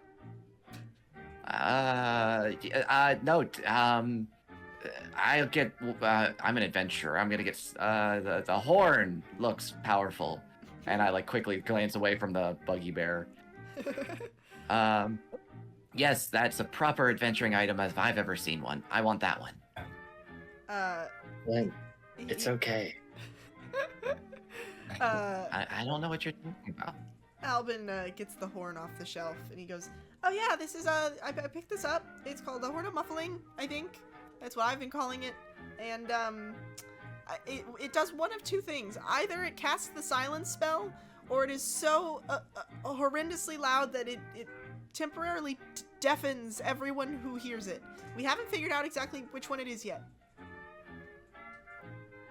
So, wait, it keeps people from casting spells or from hearing them, basically. It's something like that. I mean, that sounds perfect. There was literally nothing else that I wanted here, obviously. So yeah, I hear, and I kind of pull out the 300 gold. And for those who are observant, it was already divvied out for 200, which was the price tag of the bear. And I quickly add 100 gold in and shove it across the counter. You have acquired the Horn of Muffling. Da-da-da-da. Well, I'd like to. Has anyone grabbed the magic I eat? Oh, What? Oh, yeah, sorry. magic I ate ball. Yeah, Liz goes, "Oh, the magic 8 ball?" You can't read now. Yeah. Yes, I assume that's correct. Liz pulls out 2 items, the magic 8 ball and also a little coin. And she goes, yeah, Albin and I actually came across these together. They're both incredibly rare, to the point where we actually don't really feel comfortable selling them to the same party. No offense, it's just we feel like it's maybe not the best idea. So we've got the magic 8 ball here, which we think might be a malicious djinn of some kind, but they can answer 3 questions with full honesty, supposedly. And then there's Rusty the coin, which is what we have taken to calling them. And if you flip them, they supposedly can tell you if something will be generally positive or generally negative in the future. But, you know, not a lot more specific than that. So they're just sort of guidance items. Yeah. I'll take the magic 8 ball. Oh, okay. Just remember, after 3 uses, the imp will escape, and we do not know what he will do, and also we do not hold any liability for what he will do. Right. Okay. Also, All right, then. that'll be 500 gold pieces. All right. 500 gold it is. And you hand over the 500 gold. You have acquired the magic 8 ball, which means Rusty the coin is off the table for everyone else. Rusty the coin will then be thrown into the nearest well, forever to be lost to time. Well, I thought it couldn't be sold to the same. I thought it couldn't be sold to the No. same person. Rusty the coin is now going to be forever banished to the Shadow Realm. Priz gonna show up in Peter makeup eats it. in another outfit. You know he's coming. We give it to Pewter to eat. But yeah, I mean, and you guys are free to buy more than 1 item. Is Pewter here? Is Pewter here yet? No, Pewter's walking Miss Tuffet and Chunky, I believe. Pewter Had to can get stroll them by the window acclimated. if he'd like. I have my back turned to everybody, and I'm very obviously shaking the jar of bees just to like see what I have. Albin is Oh, once again trying ducking to- behind the counter, being like, "Okay, please, if you could just do that outside, please. We already had to repair the hole in the ceiling for when you used the clogs indoors." I feel like you should get like I see on the notes the way the item works. If you shake the shit out of it before, it should like increase the damage, but also It should do, increase the like- chances they won't listen to you. Yeah, I agree. I think that's fantastic. Shake well I'm before agree, yeah. use. Yeah, there's a label on When you it. shake the bees, it's way harder to control It's like them. But it clearly originally said "do not shake well before use," but someone has peeled off the "do not," and so it's like there's a really rough edge where it's been ripped, so it just says "shake well before use." It says hate well. But yeah, if you're all done with the shop, No. Oh no. Oh, I'm no, waiting no, for no, everyone no, no, to no. leave. I'm waiting for everyone to leave. I'll take Melvin's bucket for 20 gold. Albin goes, you want Melvin's? I mean, no, you take it. No, yeah, take it off our hands. Yeah. And he pulls a bucket that has been sitting in the corner of the room, with a blanket over it. And as he takes the blanket off, you hear a very muffled crying coming from it, and he hands it to you, and he's like, take it. Well, quick question. I mean, it fills itself with water when it, okay, got it. Yeah, yep. I need a companion too. So Yeah, you know, it's I'll just take it's been keeping me up at night. It's really uncanny, and I cannot sleep. It makes me deeply uncomfortable. And as he says that, you hear another like from inside the bucket, and it gets a little bit more water in it. Oh, yeah. Well, I've already gave you my gold, so You as you hand over the 20 gold pieces, and Albin breathes a sigh of relief. you're suddenly struck with the feeling that he may have paid you gold just to take this off his hands. Yeah, negotiating might have been a good idea. That's what I'm saying. That thing is gonna be so annoying if I say that out loud. Does that make No you worries. fill That's what up I have and- this for. I Oh, hold yeah, up the the horn. Yeah, no worries. That's what I assume. That's why they were sold together. You sure that's all you want there, Flynn? Positive. No, of course. I do have some questions about the horn that I have to ask them. So you guys go on ahead. Okay. All right. All right. I guess Herb and I are going to leave then. Yeah. Find us a nice tavern. Yeah, no, yeah. I'll see you guys soon. No worries. 200 gold here. Quickly. Put it in the bag. Albin seems confused, but Liz is on it. She grabs the Huggy Buggy Bear, and she wraps it up for you, and then puts it in a secret bag. She goes, I think it's nice, and she hands it over to you. You saw nothing, and it's definitely no, never happened. And I give it a quick squeeze when I hope they're not looking, and then I shove it in the bag and then Aw. run off to follow my companions. Yeah, Aw. she Liz gives you a little like the little zip across her mouth to be like, her lips are sealed. And Albin is a little confused, but he's got the spirit. He just gives you a thumbs up. I'm already out the door. Yeah. When you squeeze it, does it have one of those like magical recordings on the inside? You squeeze it, it's like, I love you. Yeah. You're my best friend. This I could be imagine- dangerous. You're my Yeah, you're trying to best sneak it friend. around. But yeah. Oh, there's Elle. Hi, Elle. But yeah, you guys are back at the Citadel. Let's put on good old classic saloon piano, our favorite. And we are back in free time mode, everyone's favorite. Yay. Which means you all get to hang out with your favorite NPCs, or you don't have to, but it'd be cool if you did. I'm not biased or anything. It's fine. Oh, I just realized Chunky's still here. Hello, Chunky. But yeah. Hello. You guys can use this time to acquire new bonds and again potentially boons. I have lost Chunky in the files, so Chunky might just live there now.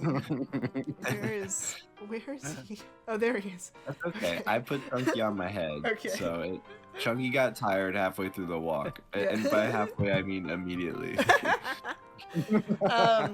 So if you all could roll for me, we get to do our lovely little initiative to see who gets to pick who.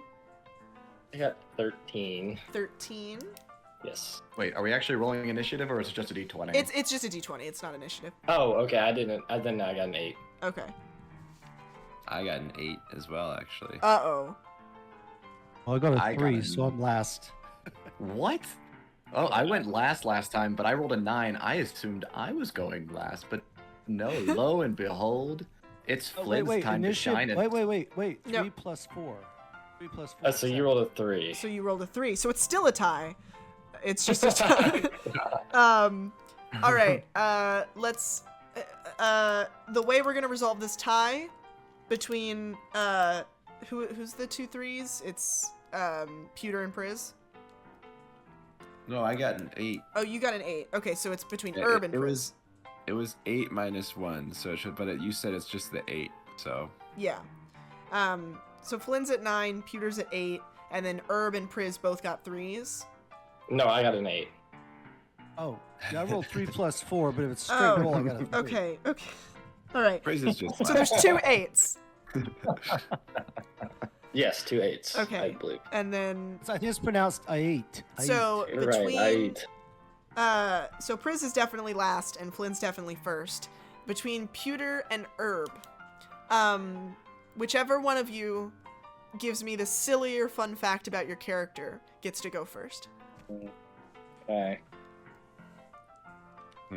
Okay. Well, fun fact about Pewter is that everybody knows Pewter eats rocks, but what people don't know is that he shits rare gems. Oh. Okay.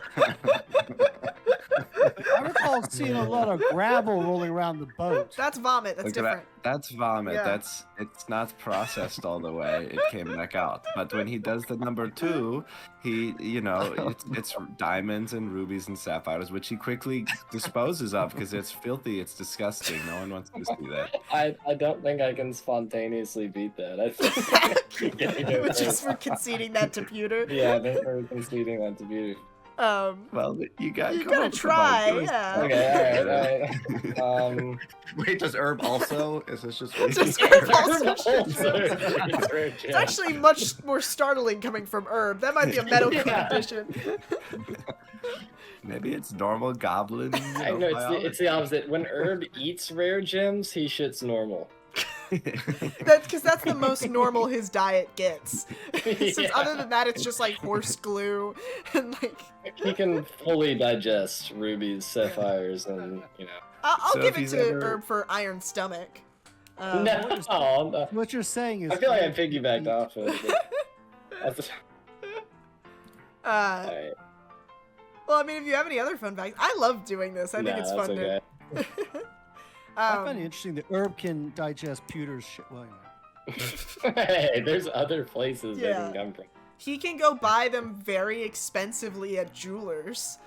It's like a little treat, you Yeah. know? Sweet treat, except his costs like 50,000 gold pieces. Yeah. It's just, You just have to be careful if you stole jewelry and you're smuggling it somewhere, then you're like, oh no, how long has it been in my stomach? It's probably gone. I'm afraid when Herb just starts like walking on the ground. Ooh, a piece of candy. Like no, Yeah. no. all right. In that case, the first one to pick is Flynn. All right. We are going back to Mori at our hiding spot in the mall. All right. We're back. It's Mori time. You sure enough have begun your stakeout of the footwear location, and Mori admittedly has not been able to keep track for the same amount that you have, because she was at the docks when you guys were in Caracton, so she hasn't been able to keep track. But she goes, all right, so I got a plan, but I don't know if it depends on how on board you are with it. I talked to a guy, and he said that he can get us some security cameras so that we lower our risks of being spotted. But also, I heard a rumor. Apparently, and this is on the down low, so you can't tell anyone this. Apparently, Yeah. there's a Michael Keys concert coming here in the next few months. Wait, I love Michael Keys. Really? Yeah, I mean, everyone loves Michael Keys, and frankly, I want to go, except that the tickets are ludicrously expensive. But what I heard specifically was that apparently all of the footwear for that concert is being designed here at this location. Oh no. So That's not good. I think the concert's probably gonna be crawling with people from the Misselpot Magnificent Footwear place, and I think it's they're gonna see a huge outpouring of support because Michael Keys, right? So, how quickly can we move the Citadel to like a different island? Like realistically. I gotta be real with you, Flynn. I don't think that's a reasonable course of action. I mean, I feel like you could, it would be a once in a lifetime opportunity to go to the concert. Frankly, I would go to the concert, Yeah. but it's gonna be swarming with missile pots. So that's just something to keep in mind. I think they got some sort of deal where they gotta be in every single merch store, and you know there's gonna be like 7 of them across the entire stadium, probably more. And Yeah, Jeffrey, Susan, they always go to the tents, and like, I don't think I can deal with this right now. Oh no. Okay, okay. First off, what's a security camera? Because I mean, does it have like defensive capabilities? Is it like autonomous and it can like stop them from seeing me? so it's the camera part. It's an acronym, but I can't remember what it's for. All I remember is it's clairvoyance something something something something. So it uses the clairvoyance spell. They're basically kind of like sending stones, except they transfer like picture data, and you can watch it back later. I think Albin actually has something in the store that's something similar. But yeah, I mean, the thing is, they're still sort of new, so I think we might be in trouble if we get caught. That's the only thing. Oh. And also, I don't want to get you in trouble or anything. Oh. Like, I thought you kind of like ran everything here, and you'd be able to, you know, do stuff like that. I run everything at the Citadel. I don't run everything at Oasis. It's Citadel's sort of like an isolated thing. Oh, but don't worry. I got ways to get out of getting in trouble. I'm more worried that this could get traced back to you. And also these cameras are really expensive. So, we only got one. So I wanted to ask where you wanted to put it. If you want to put it at the front of the store, see if we could sneak someone in and put it inside the store. Like, what are you thinking? All right. I can do this. Do we have the camera now? I think I'm ready. I can do this. I'm like already like profusely sweating just thinking about this. She sets a hand on your shoulder. She's like, okay, just breathe. It's okay. It's gonna be all right. And hey, listen, if they've got tickets for every employee there, we might be able to I don't know, put some extra names in the system, see if maybe we could get some free tickets.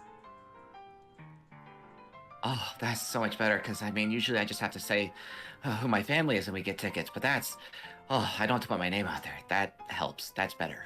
I like your plan. Yeah, I mean, I hate to be the bearer of bad news. We might want to get you, like, a hat or a beanie or something, because you blend right in. I think people are just gonna kind of assume. Oh, I thought this, and I pull at the, like, ribbon around my neck was gonna be enough. Well, you know, we could work with that. We could, you know, I think, whatever you feel comfortable with. Priz has a wig that looks great on me. For some reason, it makes all my friends act weird, but it didn't seem to affect me. So I think theirs were magic, but, like, I think I looked good in it, so I could grab that while we're at the Oasis. Oh, yeah, okay. And as a reminder, these are smaller interims, but they can happen over longer periods of time because you guys have a lot of downtime.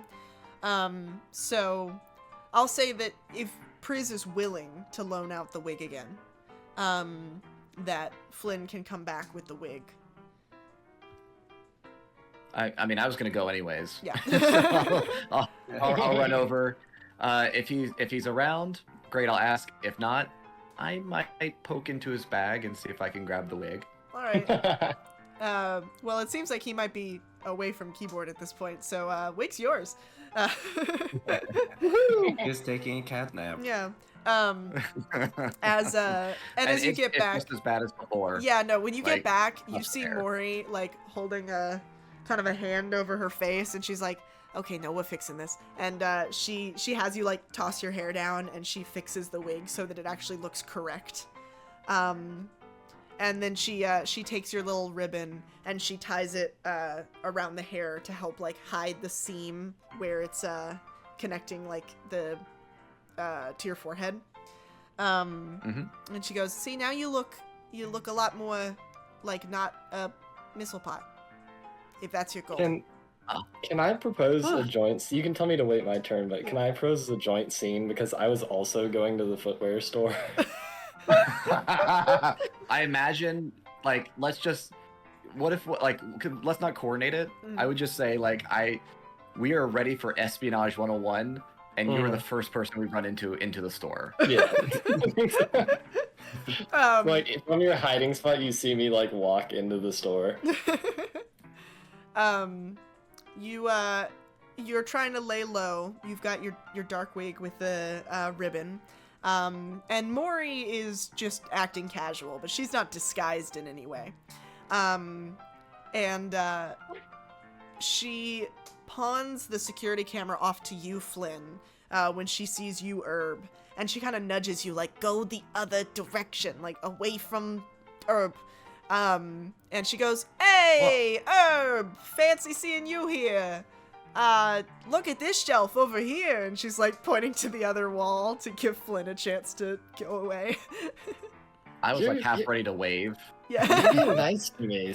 Something's weird.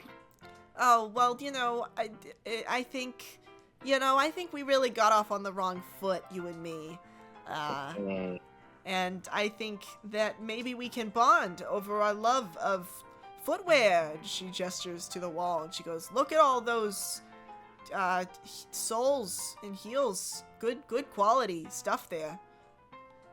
I'm just here to bedazzle my clogs, so... They were looking a little plain. I thought that'd give them a more regal look. A really good idea. She's kind of eyeing you, Flynn, to see what you're doing right now. Disgust. No, purely over my face. There's a visceral reaction to hearing bedazzling footwear. As if you could do that in such a magnificent store where you have these pristine leather boots crafted of the finest nature. But no. I pull away from it a little bit and I'm like, and I start looking around the store. Where is like best vantage point to get like the entirety of the store and like the back room door? So there's a corner, but you'd have to get behind the like desk, like the cashier's desk.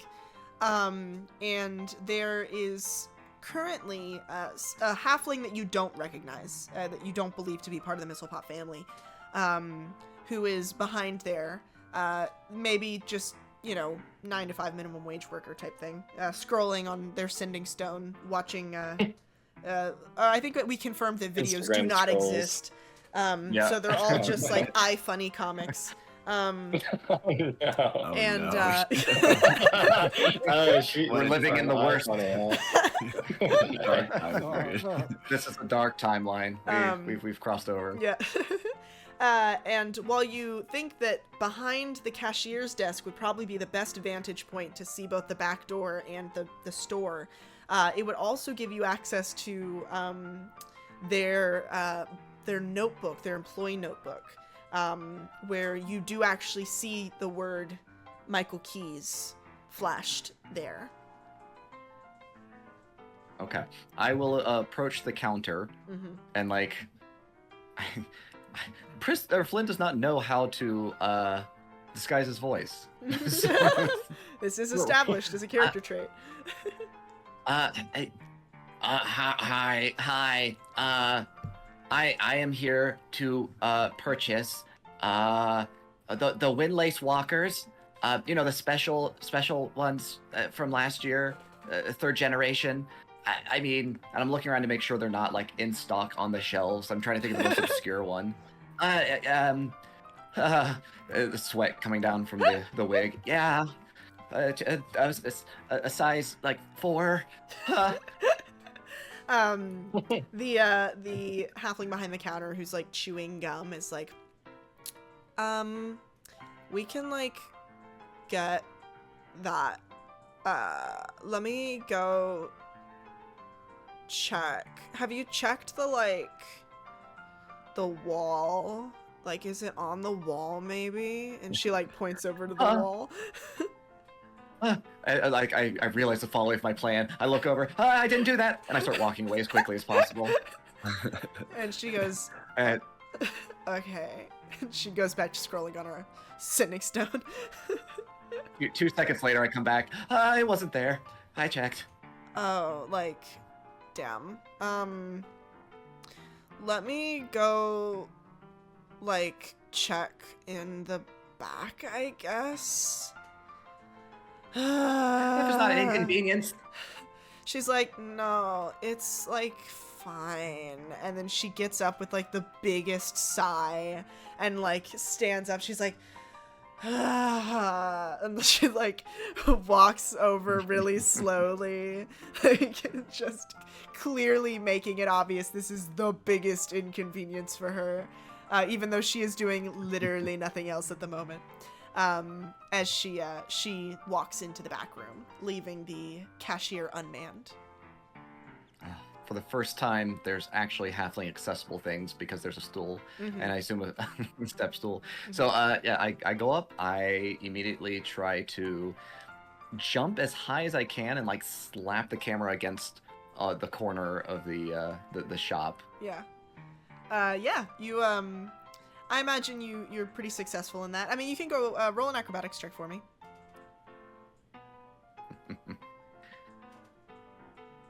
Well, okay, see, DM, I am proficient, Uh-huh. This should have been a shoo-in. and I do get a plus 6. shoo-in. Uh-huh. Oh no. That was an 8. Oh no. You I have a you don't what was it, Herb? I have a quick question. Do I notice this happening? That's what I'll say. You don't quite get the air that you wanted. So you don't quite get it up in the corner. It's more about like 3/4 up the wall. And also you don't quite stick the landing. So as you're kind of falling down, you put a hand out on the desk to kind of brace yourself, and it catches the corner of that document sheet with all of the like scheduling and stuff for Michael Key's concert and all of that, sending the papers spiraling into the air in a flurry of paper. And Herb, you might not have seen who's under the pile of paper, but something definitely just happened behind that cashier counter. I see the imagine you camera? saw like a wet, a wet cat in the bathtub scrambling up a wall. Yes, you caught some of that before being covered in papers. Yeah. But is the camera up there, or did I see it? I don't know if you would have seen, like, because Okay. it's there's still newer technology, so I don't even know if you necessarily would have known what he was doing. Right. Okay. It's like that scene in Elf when he jumps on the Christmas tree, where it's like you turn around and catch Right, the tail okay. end of it, but you miss the lead up. Oh. And Maury sees it. She goes, scatter! she like runs out the door. She's like, go, go, go! I'm just staying in the store. I need my clogs bedazzled. I'm gonna like lean over the counter to see what's going on. Flynn. Oh, hi, Herb. How do you know my name? What? I mean, it's Who are you? Gerald from I work here. Good, perfect. Okay. I noticed you had the name Mistlepot on your store. Happen to know someone No, you with don't. that name? Nope. Well, that's Nope. There's no relation. It's a company name. No one actually goes no. by I'm that name. pretty sure I have it written down on my hand because I forget all the time. Pretty sure that's Oh. his name. Probably no relation. You know, it's very, and you know what? It's probably a very common name. Really? If there is dye in the wig, it is like coated along my forehead. Hmm. Okay. Well, anyway, do you bedazzle clogs? Oh God, no, we don't do that here or anywhere. And your friend should have probably told you. You just don't do that to find footwear. I'd really like to have them bedazzled. Could I speak to your manager about this? As you say that, Oh. the minimum wage worker walks out from the back room and like sees the slew of papers that are scattered across the floor, and she just looks at it and goes. She looks at the clock and she's like, "It's 2:45. I'm not picking that up. Stephanie can deal with that when she gets in here. Uh, she looks at you and Flynn, and she's like, legally, we're not allowed to grab customers, but like, you're really not supposed to be back there. And Hey, also, you said you worked here. we don't have the shoes you wanted. Scatter! And I throw Maybe the I think papers he's that a are on the thief. Herb, you are suddenly met with a face full of papers as Flynn scrambles over the counter, conveniently halfling height, and bolts for the door. If I could, I will try in my last moments to take the paper that has Michael Key's name on it with me. Yeah. If I can. Okay. Yeah. You just grab a flurry of papers that you hope are something, and you dash away. Herb, you are left in a store that is mostly empty, and a worker who has once again gone to the back room because she has to have plausible deniability that she didn't see the mess before she clocked out. So no one is there in this store to help you bedazzle your clogs. But we will continue that plot line when we hop over to your tale. The quest to get your clogs bedazzled. Flynn, as you kind of rush outside, Maury is hidden in a plant, solid snake style, which she kind of gestures over to you to be like, hey, Flynn, over here. Oh, I swan dive into the plant. She goes, what happened? What? Everything went wrong. Oh, does this look broken? I hold up, there's like a scuffed on my elbow, like tiny little scrape. Oh, I think God, that was terrifying. I think you're gonna be okay, buddy. Here, I think I got some bandages in my bag. She pulls out some. She normally uses it to like wrap her fists when she's like training, like punching bags and stuff, but she uses it to bandage your elbow. Okay. I'm like I start patting myself. I tried to get the camera thingy up. It just didn't work, but it's okay. We'll do it next time. I pull it out, and it was under me on the fall, and you just see this crumpled piece of technology. Oh. Oh, okay. Yeah, that's listen, I'd be really. You said it's cheap, right? Okay, I'm gonna be real candid with you, Flynn. Normally, I'd be quite pissed at you, because that camera wasn't cheap. But you know what makes it all worth it?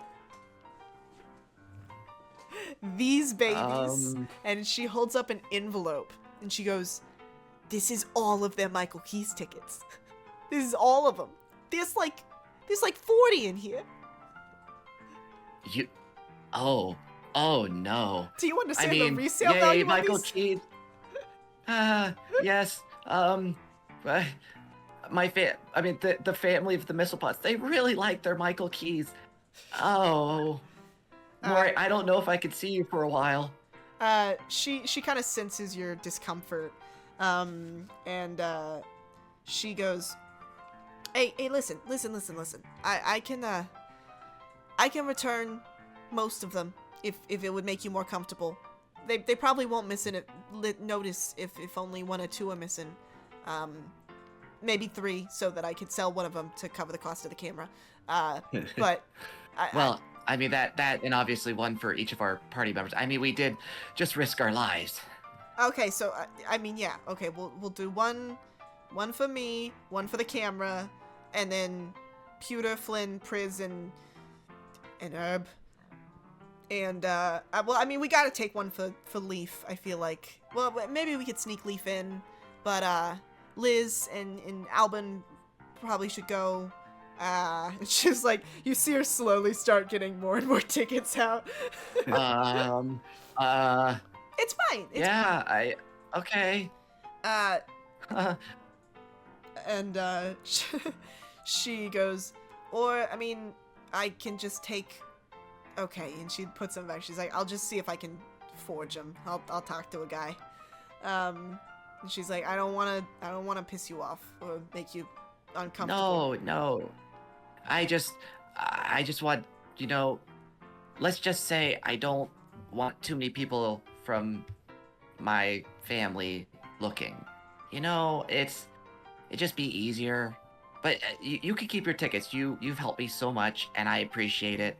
And as long as I don't have to run back in there and confront whatever was left in that store. Yeah, you're good. I'll just I'll drop these in the inbox. Say that someone tracked him out on their shoes, and she gives you the 4 tickets. Obviously one for yourself and for your 3 friends. And you see her pocket a couple. But then she goes, I'll return the rest of them, and hopefully that'll be a couple less missile pots to run into you at the concert. Thank you. I really, I was nervous about telling anybody, but, no, thank you for being my friend, I hope. She goes, yeah, I mean, anytime, bud. We all got our demons that we're running from, and, I think you got a good head on your shoulders, and, anytime you want to get into shenanigans, you can call me up. Yeah, the rest of my friends they never get into any shenanigans. I just don't know if I could relate as much. No, they're known or for be as honest and open. They're known for being real straight men over there. Just straight and narrow, by the books. Hey, you guys didn't do any arson, right? Or I don't have to call the legal team. And as she poses that question to you, you get friendship up with Mori. Woo! Hey. Mori points. If you allow me one last thing, I will want to look at the little sheet to see if I can find not only Michael Keyes, what kind of shoe he wears, but what size he wears. Oh. You've caught me. I didn't track Michael Keyes' foot size. It's like sensitive information. It's with the black marker over it. Googling what is the average foot size of Wood Elf ? Well, it's as big as his head. It's about a 50. Chris is gonna love these tickets. Thank you. But yeah, I'll get you that information by next session. I will say important character finding information. A lot of the shoes, I will say, are specifically drafted with a lot of enchantments on them for performance purposes. Some are rigged for pyrotechnics. Some are rigged to turn into roller skates. Some are rigged to be able to walk on air. He has a lot of requests. It seems his concerts are pretty extravagant. This show is gonna be amazing. I can't wait to tell everybody. Priz is gonna love this. But yeah, that's your fun free time event with Mori. Next up is Piotr Shail. Okay, well, I'll say that I'll start my little thing with when I was on my walk with Chunky and Miss Tuffet. I had 2 little leashes that were just nooses at the end, as is tradition, and one was around Chunky and one was around Miss Tuffet. And as we were walking, it was very, very early in. I looked down and I'm talking, and the Miss Tuffet one is just limp because Miss Tuffet is already gone. Yeah. She's gone somewhere and I don't know where. She's loose in the Citadel. Yeah, I even imagined when she's gonna show up a little bit in everybody's scenes, in Flynn when Maury says, "I hope nobody's committed arson." In the background, you see Miss Tuffet walking with a canister of kerosene in her mouth, walking in the back and just going in a building. Yeah, her eyes just going off in different directions as she's scanning around. But anyway, so I'm walking with Chunky, and I actually make my way over to where Iggy is at his little smithy that he's doing. Yeah, he's set up a little smithy, and his apartment, his and Vince's apartment, are kind of adjacent to it. And he sees you approach, and you see him I don't remember if what he was smiling last time we checked in. Yeah, there he is. And he goes, oh, voices. You Pewter. okay there? Yeah, you hear the voices? Yeah, sorry. Mate just had to cut me off guard a little bit. Hey, nice of you to stop by the place. Oh yeah, well, I wanted to check in. I heard you're settling in nicely. Just wanted to see how you were doing. Yeah, it was real nice of them to offer this smithy place here. Apparently, it was recently unoccupied by someone who moved away, so they were looking to fill the space, and I'm looking forward to getting back into smithing. I haven't done that in a while since, the whole Vince getting kidnapped thing. That was sort of a priority. So now that it's handled, go back to making swords and armor and such. Hey, Oh, good. if you need anything, I could offer you a discount for helping us out. Ah, okay. Well, you can count me in then, because I actually would like you to maybe help me out a little bit. I don't know what it would entail exactly, but I was thinking, I got a little roughed up last time by like one scrawny guy in a robe. It is a little silly actually, so I was hoping maybe you could help me like bulk up a little. Maybe just start hammering pieces of like hard things onto me. I don't know how you want to do it. Dealer's choice. He goes, okay, mate. I don't think really that's practical. If I'm making armor for you, I can take your measurements. I don't obviously have anything in stock for your size, just because it's a little uncommon. I have crafted iron for a Goliath one time. But I was still pretty young when I did that, so it's not my finest work. So I'm looking forward to redeeming myself. So we could just set you up with some plate armor, and that should help. And I'll make it so that there's like a clasp on the side. Should be easy to take it on and off. Okay. Just jumping in really quick though, it's maybe you want to take a look at it if that would help your job, but I really need to incorporate this chest harness I have here. I know it looks very nice, but it's actually not just for the looks. It comes in handy sometimes, so I need to make sure this is still like attached on top or underneath or whatever, what have you. Also, I don't know how to take it off, so if you want to look at that, yeah, that's much appreciated. interesting challenge. Might need you to sort of be around for more of the process then. But yeah, I mean, we should be able to incorporate your the harness thing. It'd be tricky to do it without taking it off. That's gonna be a challenge, but Well, you can take it off if you need to. I just don't know how, so you could try. Yeah, here. As long as we're on sturdy ground here. Yeah, I mean, we're on the first floor, fortunately. I don't know if there's a basement, I haven't checked. No crawl space, it's important to know. I mean, we're on an island, so presumably there is ocean at the bottom. I don't think... Well, yeah, maybe that's how islands work, who knows? Well, it's basically we're on a really large boat. Oh, that's true. So here's what we could do. It might take me like a month of putting these pieces together.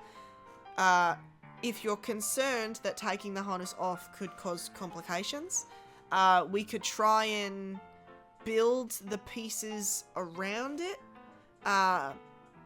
and sort of have like a mesh in between. And you see him like take out some paper and start like sketching up ideas.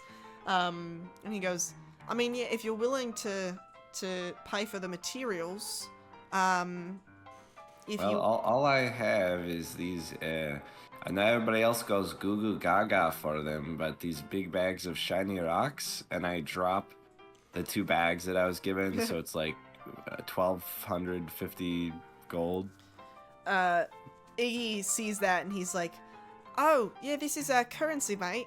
You use it to buy goods and services. Here." Okay. He takes out 900 of it, and he goes, "If you want good quality plate mail, I can do it for this. Its quality's gonna suffer if I do it for less. But Yeah, I mean, honestly, these qualities are pretty shitty. I mean, look, and I pick up a piece of gold and I just crunch it. It's like nothing. I don't know if I want this on me. he goes, If you want it to your collection, you could have it. You know.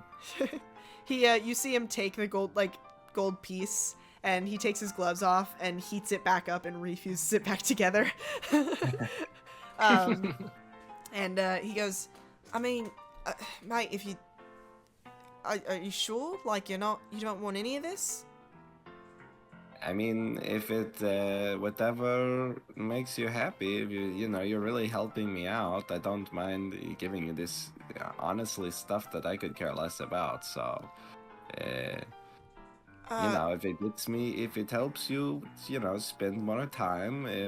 Also, if I don't know if it will take longer or you can do it while you're doing this, but if you want to take a look at my harness, I mean, I know what it is and how it works, but, if you want to come up with ideas of how you think it works too, that would be pretty cool. I would not say no to that. Iggy goes, "I mean, yeah, well, with this gold, then I could probably make you a real nice piece of plate mail. And in terms of the harness, I'm not really good at reading runes like that, but I could ask Vince, and he could help out, and we can make it a little project. If you come by, like, once or twice a week, just help us figure everything out, and then it could be fun." Okay, cool. Yeah, that sounds great. And also, just a side note, let me know if you hear anything about stuff going on with Miss Tuffet. I've lost her already. I don't know where she is. Somewhere on the island.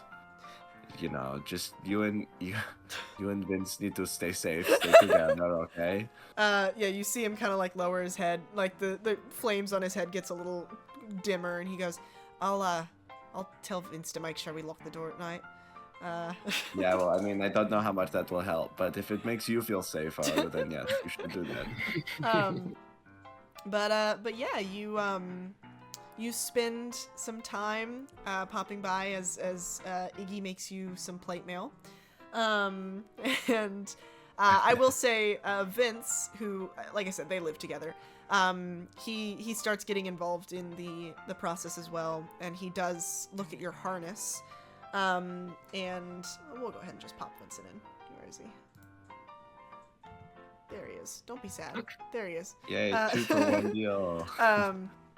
If anyone wanted to hang out with Vince, you can still hang out with Vince. It's fine. But Vince goes, "Yeah, I mean, it seems like this harness here is, it seems to be reducing the amount of gravity applied to you, which I suppose is a good thing, because I assume you're probably pretty heavy considering your mass. I mean that as in like a rock thing. It's okay, I take it as compliment, really. But interesting that you say this, because I have, what is this gravity you're talking about?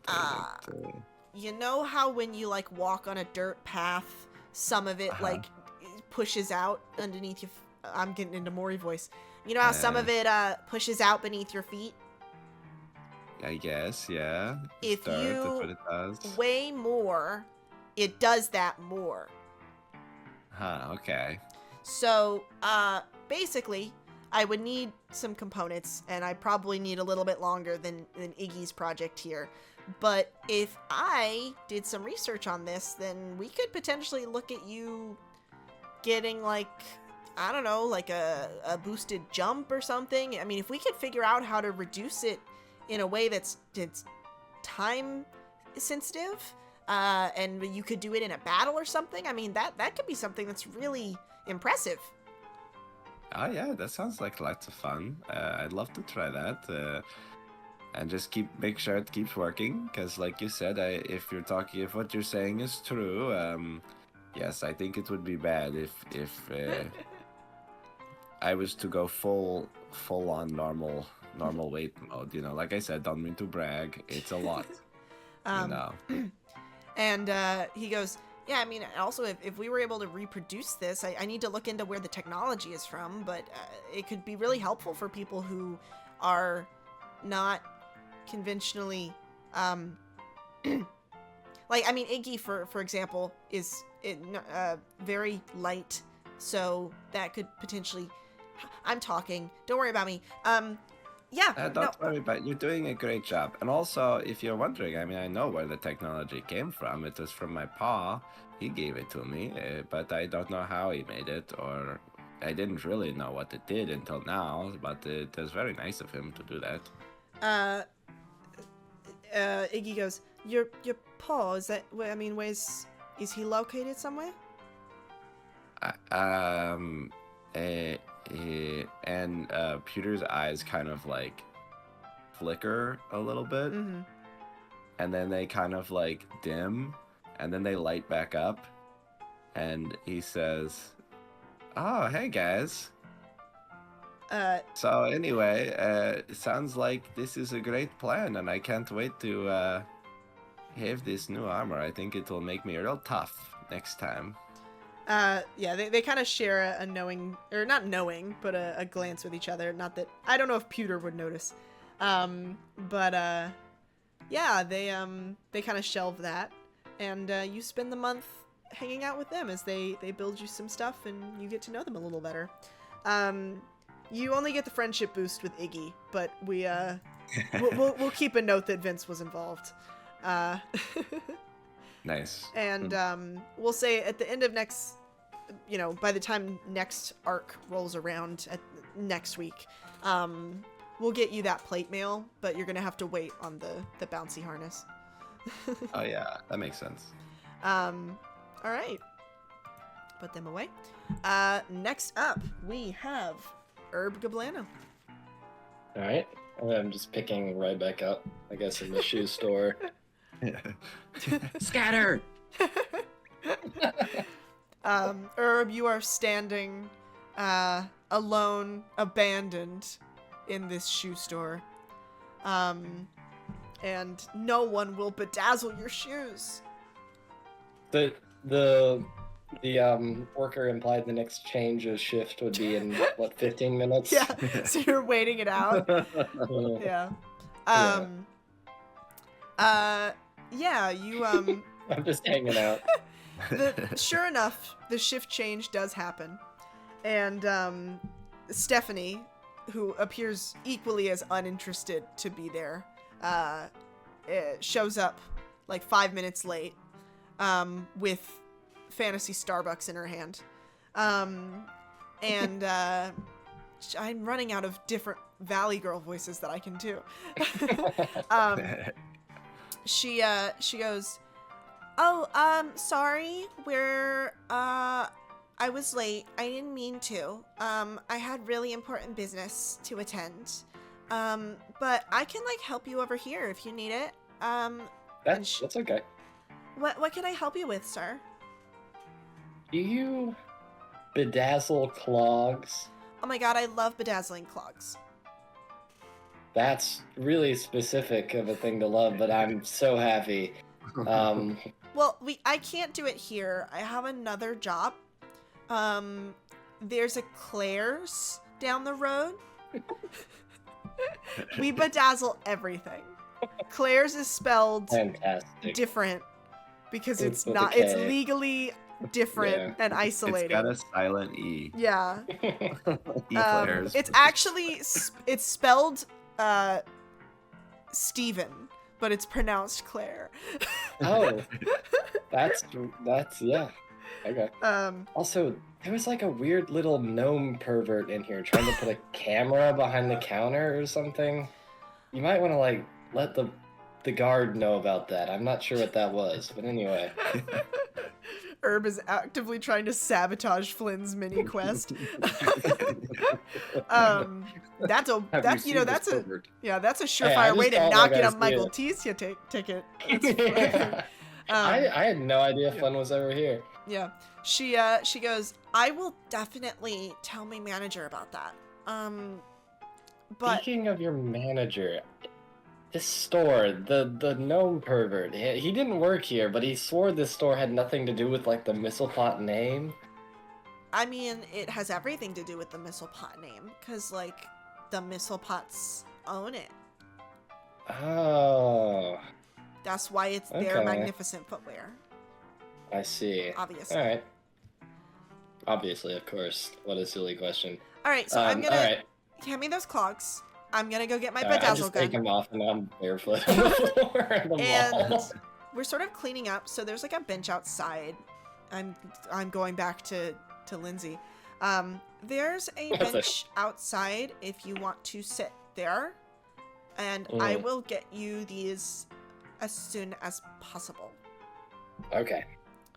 And as you are sitting on the bench waiting for your clogs to get bedazzled, I have to sit here and ask myself who's an NPC that there's no possibility anyone else is going to talk to. And the answer is... Oh, hey! Forcing you to hang out with Alvin as a punishment. No. Not a punishment. I have to introduce the spotlight sooner or later. He goes, "Oh, hey, Herb, nice to see you. Hey, How's it going?" I'm doing pretty well, and you can hear the bees in my background getting louder. You can smell his fear. Yeah, you see, he went to sit on the bench next to you, and then he heard which side the bees were on, and he got up and moved to the other side of the bee pocket. He goes, "Yeah, I mean, I bet you are going on a ton of super fun adventures, right?" Yeah, I'm getting my clogs bedazzled, and I slap my feet on like the tiles. It makes really loud noises.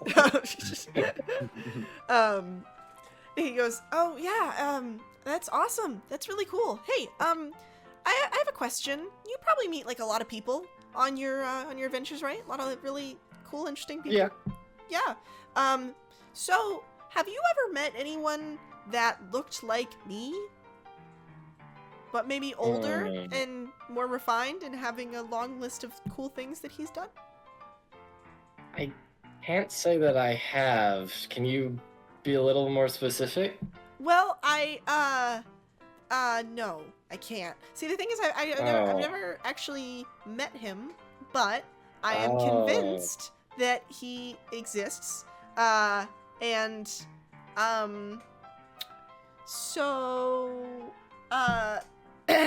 He pulls out a little mini board, which is basically a small version of one of those conspiracy boards with all the red string attached.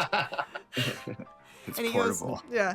He goes, "So I've been tracking this for a while now, but I think that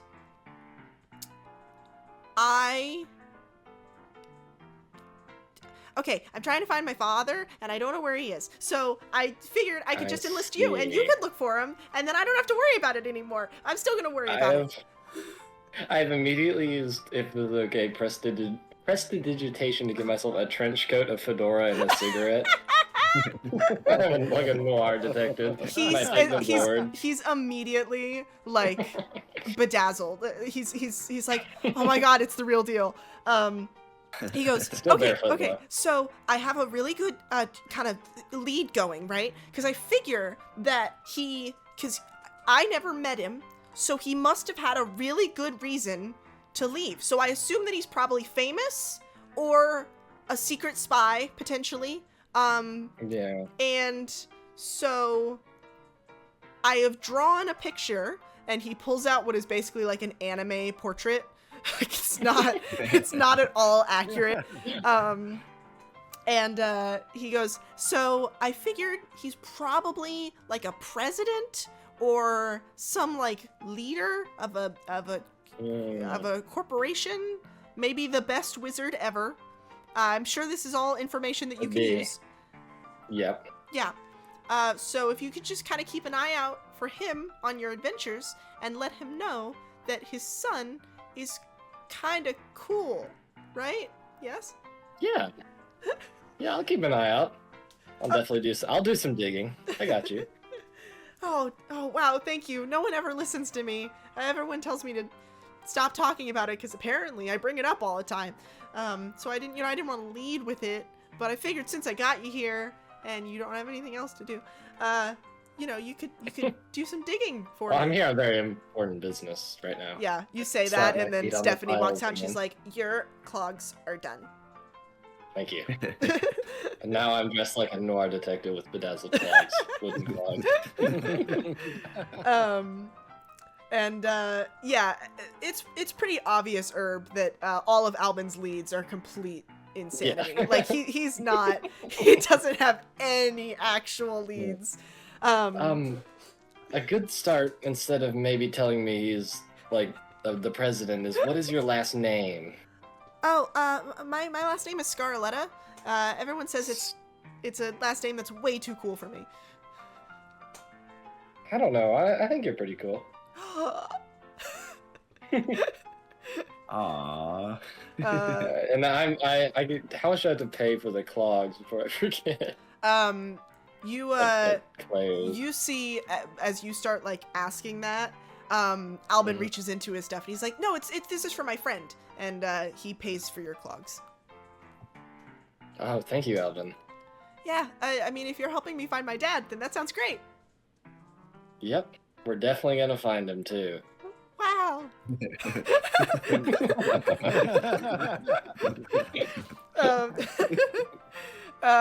Okay, so how much effort is Herb going to apply to this mission? Oh, like 90% of my Oh, okay, effort he's this actually putting an time. effort in. Okay.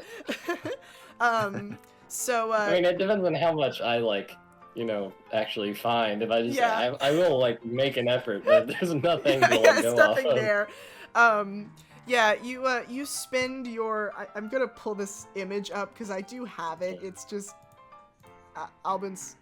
Where is it? Albin's room is just like the detective style with all the red string everywhere. But you spend your little break investigating with Albin, and you do finally actually get some information out of him. Specifically, he was raised by his mom, and he's actually from Arowis originally. But other than that, you don't have a lot to go off of, because apparently Albin's mom was super cagey with information, so everything that Albin has is super circumstantial. Well, he's either the president or the best wizard ever. So. There's one of the pictures that is pinned there, and it just it's a list of every race of species. And it's one is crossed out at the very bottom, and you look at what it is, and it's giant. And he's we've ruled that one out. But Aarakocra, Tabaxi, all those are still on the table. But at the very least, you have a fun time getting to know Albin, and he is very pleased to have found a friend. So yeah, you get a friendship Any up with excuse Albin. to be a detective. Yeah. So yeah, you hang out with Albin, and you got bedazzled Awesome. clogs out of it. Yes, that was the real important part. There's a chill that runs up from another party member's back. This is the part Somewhere, where I a pair legally. of clogs has been bedazzled. This is the part where I legally say that some backstories were written before others. But I will also say, Herb, as a little treat, because of your misadventures with Albin, I'll say that on certain investigation checks, you can get advantage. It's more circumstantial, but just because you've practiced being a detective, we'll see if we can give you a little boon for that. Just because Albin can't offer as much. That's okay. I'm having so much fun. That's more than I'm glad I alright. got to shoehorn him in. I'm like, if you don't That's pick awesome. anyone, I'm putting Albin in. I was already going to try to be like a detective and sneak around to find out Belfi, but this is like almost this is good. Yeah, next time if you choose Albin again, you can just go on more detective adventures. He just turns Incredible. into your Watson. Incredible. All right. Also, can I throw in something really quick? Just Yeah. a fun little thing. Maybe you didn't notice, but when you were leaving, like the shopping area, as you walked past the Claire, or the Stevens or whatever. No, it's pronounced Um, Claire's. Spelled Steve. Yeah. Claire's. That's, Yeah. what you might not have noticed is in the back, the person who was working that shift was tied to a chair with whatever the equivalent of old time duct tape is across their mouth in the corner, as More Mr. Puppet forcefully. slowly poured kerosene on the aisles of the store. Oh my god. And that's all you see, and then you keep walking and the scene ends, and you don't know what happens to that store, but that's, that's just going on in the background.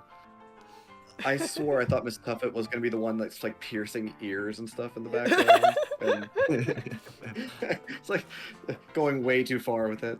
Yeah, it's like some kids wander by and they're like, "Oh, look, mommy, I want to buy the lamb doll." And it's like all these really cute lamb plushies, and then just Miss Tuffet is in there, like, with the dark eyes. All right, then that leaves last but certainly not least, Mr. Priz O'Near. I will choose Vince. Vince. Okay. That's not who I thought you'd pick. Okay. Yeah, you, anything in any reason in particular you are seeking out Vince? Yes, because he's joined our team, and I know so little about him. He's being very secretive about who he is, what he does. Then he says he's super smart. So I'd like to dig a little further and find out, who's the man behind the mask, as it were. Yeah, you managed to catch him in the library, the Oasis library, where he has kind of been piecing through texts. He has been employed by the Citadel specifically to research the amulet. So when he isn't helping Pewter or hanging out with Iggy, he does commit a lot of time to doing a lot of research on the amulet. And so, yeah, that's where you end up finding him. And he sees you. He goes, "Oh, hey, Priz. Didn't expect you to be the academic type. No offense. It seems like that's not typically where bards hang out." Well, I mean, we've got to learn a song somewhere, right? So anyway, Vinny, do you go by Vinny or Vince? I go by Vince or Vincent. All right. Well, look, we didn't get a chance to talk on the adventure earlier, and you seem like a bit of an interesting guy, but I don't. What's your story? I mean, you're a little secretive. You wear a mask all the time. Kind of like to know who I'm running with. Oh, well, I mean, it's, the mask thing is more of a personal preference. Mostly, I am an academic. I graduated from Alamir Vental University. I don't know if you've heard of it. You don't need to roll. He's basically saying he went to the equivalent of Harvard. It's a very, very popular mage college. And he goes, "As I mentioned before, I have multiple PhDs in every form of magic and a master's in necromancy. I attended there with intent to be a mage, a wizard, and I am part-time, sort of, when I'm able. And the mask is more of a, it's a personal thing, and I don't take it off. Ever. Ever? Ever. Nope, it stays on. I mean, you take a bath or a shower with it on? Well, no, but I mean, you don't. I mean, You'll never see me without the mask on. all right. Well,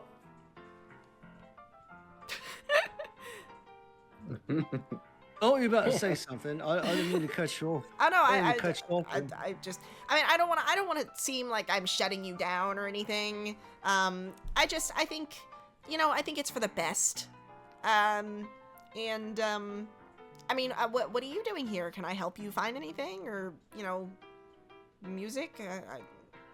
No, I was just, I was out wandering around, and I asked where you were, and I was told you might be in the library because, I guess this is where you work in a way. So I thought I'd pop by, say hi. You went to school, so was to be a mage. I mean, do you want to be a mage? Is that really your desires to get out in the world, be a mage, or is this just something you studied to teach others? Oh, both. I think that magic is wonderful and amazing. And I think that everyone should learn it, frankly. But no, I just had a lot of ambition to be the best. I wanted to do a lot of really cool, interesting stuff, and be kind of unrivaled in that field. And I can do some really good stuff. I mean, I know some real high-level spells. It's just, some people have natural mana reservoirs that are a little bit lower than others, and, that complicates things. But I'm still an incredibly capable wizard. Just my endurance is a little bit lower. Not that matters, and he's, like, kind of burying himself more in his books, and he goes, so I focus more on the research side of things than less practical applications. I've had some complications in the past. Oh, well, I'm sorry to hear that, unless something that worked out to your advantage. Yeah. So, yeah. Oh, we've all been there, mate. We've all been there. So, well, I mean, with all your education and knowledge in every type of casting, I have a spell or two myself. It's kind of a thing I do enjoy doing. Is there any advice or perks or anything you can give me that would help me be a better spellcaster? Oh, sure, yeah. I can help train you if you want. See if I can improve some of your spell casting, or maybe teach you some initiate wizard spells. We could look at that. Yeah, we could. Sure. Well, it'd be fantastic, mate. I really appreciate it. It'd be a nice gesture. You're a great addition to the team. I hope we get to go on more adventures together. Oh, I'm probably gonna stay behind here, just handle the research side of things. I think it's probably for the best. But it's I appreciate the sentiment. And hey, if I get any info about the this amulet, you'll be the first to know. It seems like it's quite a lot to unpack. So, yeah, you train with Vince magically. We'll see how that pans out. I might, because you guys are surprised you're leveling up at the end of this session. But we'll talk afterwards about seeing if we can get you some sort of boon. Maybe I get you an extra spell or something that Vince teaches you.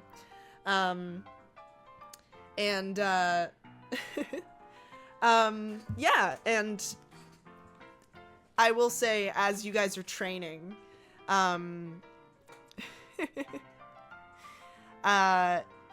he roll a perception check for me. Alrighty. I have okay. I have a passive perception of 14, but I'm gonna roll perception. I hope I don't get worse. Mm-hmm. Here we go. 16 and 4, 20. 20, okay.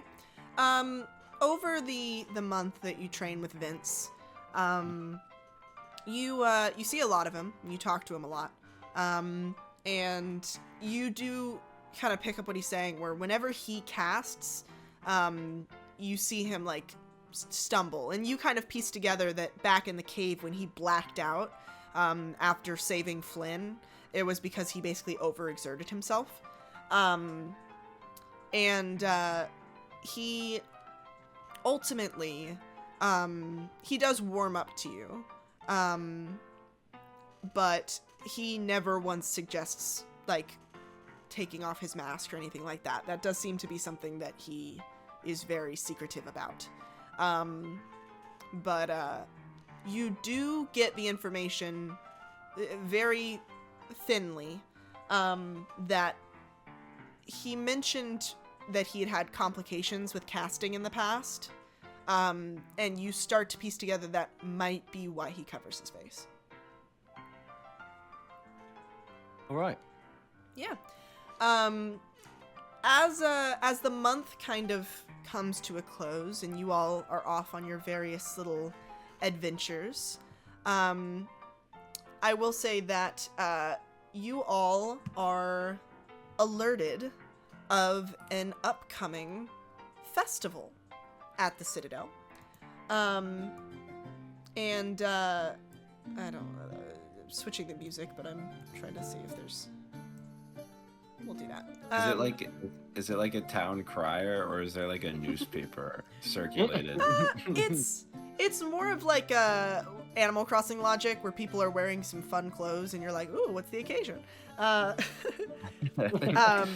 And they seem to have set up like a little farmer's market.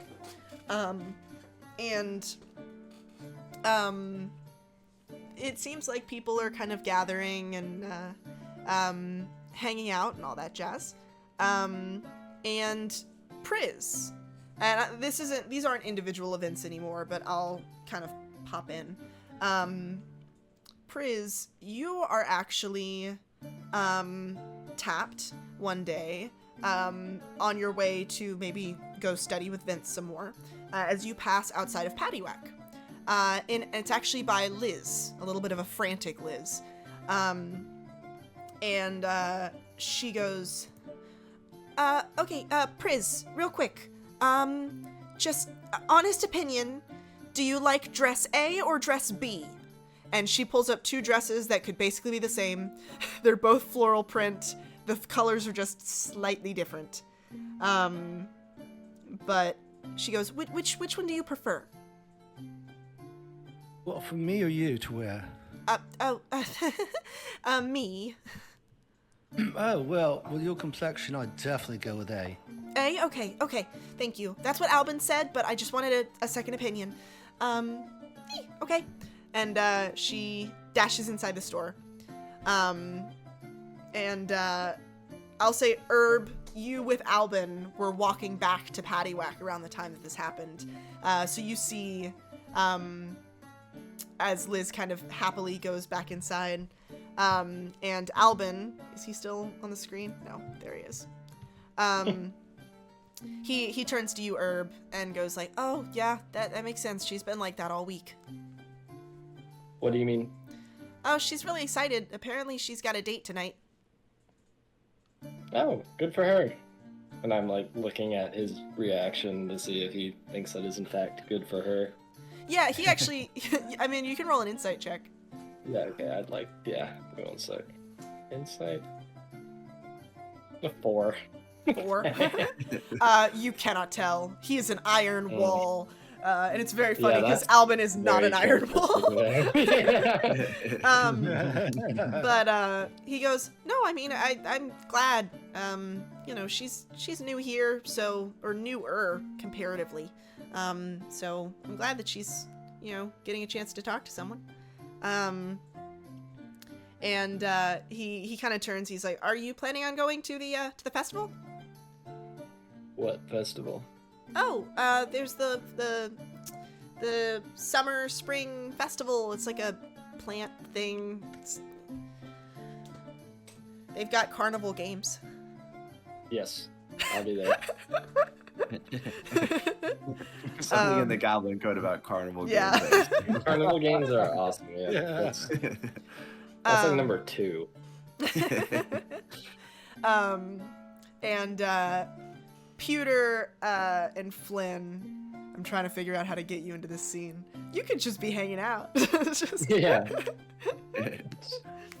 Pewter's taking. So, Peter, when was the last time you saw, Tuffet? I've been looking over my back for the past week, and I've not seen her once. I don't know, friend Flynn, but I'm really worried because I hear, that the town crier is talking about this festival, but also they still have not caught the serial arsonist. And I'm starting to wonder, and then I see someone else walking, I'm like, oh, hello, yeah. Hey. Yeah, I've heard something about the Ripper traveling the nights of the festival, and I'm a little scared that we've brought someone terrible into the city. Flynn, we have company. It's best not to dwell on that horrible murderer roaming the streets of Citadel. Yeah, I don't know who could that be? Albin is looking at you guys as you walk by, and he just hears the word murderer, and is like, "I'm sorry, what did you say? What?" Oh, we know nothing. Yes, we don't know anything. I know so little. And as the four of you are standing out, Liz once again runs out, and she goes, "That's not Liz's expressions." There we go. She goes, okay. I've got flower 1 and flower 2. And she holds out again. Same flower, just different colors. And she's actually wearing the dress she picked out. And she's asking all 4 of you at this point. She's like, which one do you think looks best? I mean, I would say with that dress, flower 2, but what are you getting all dressed up for?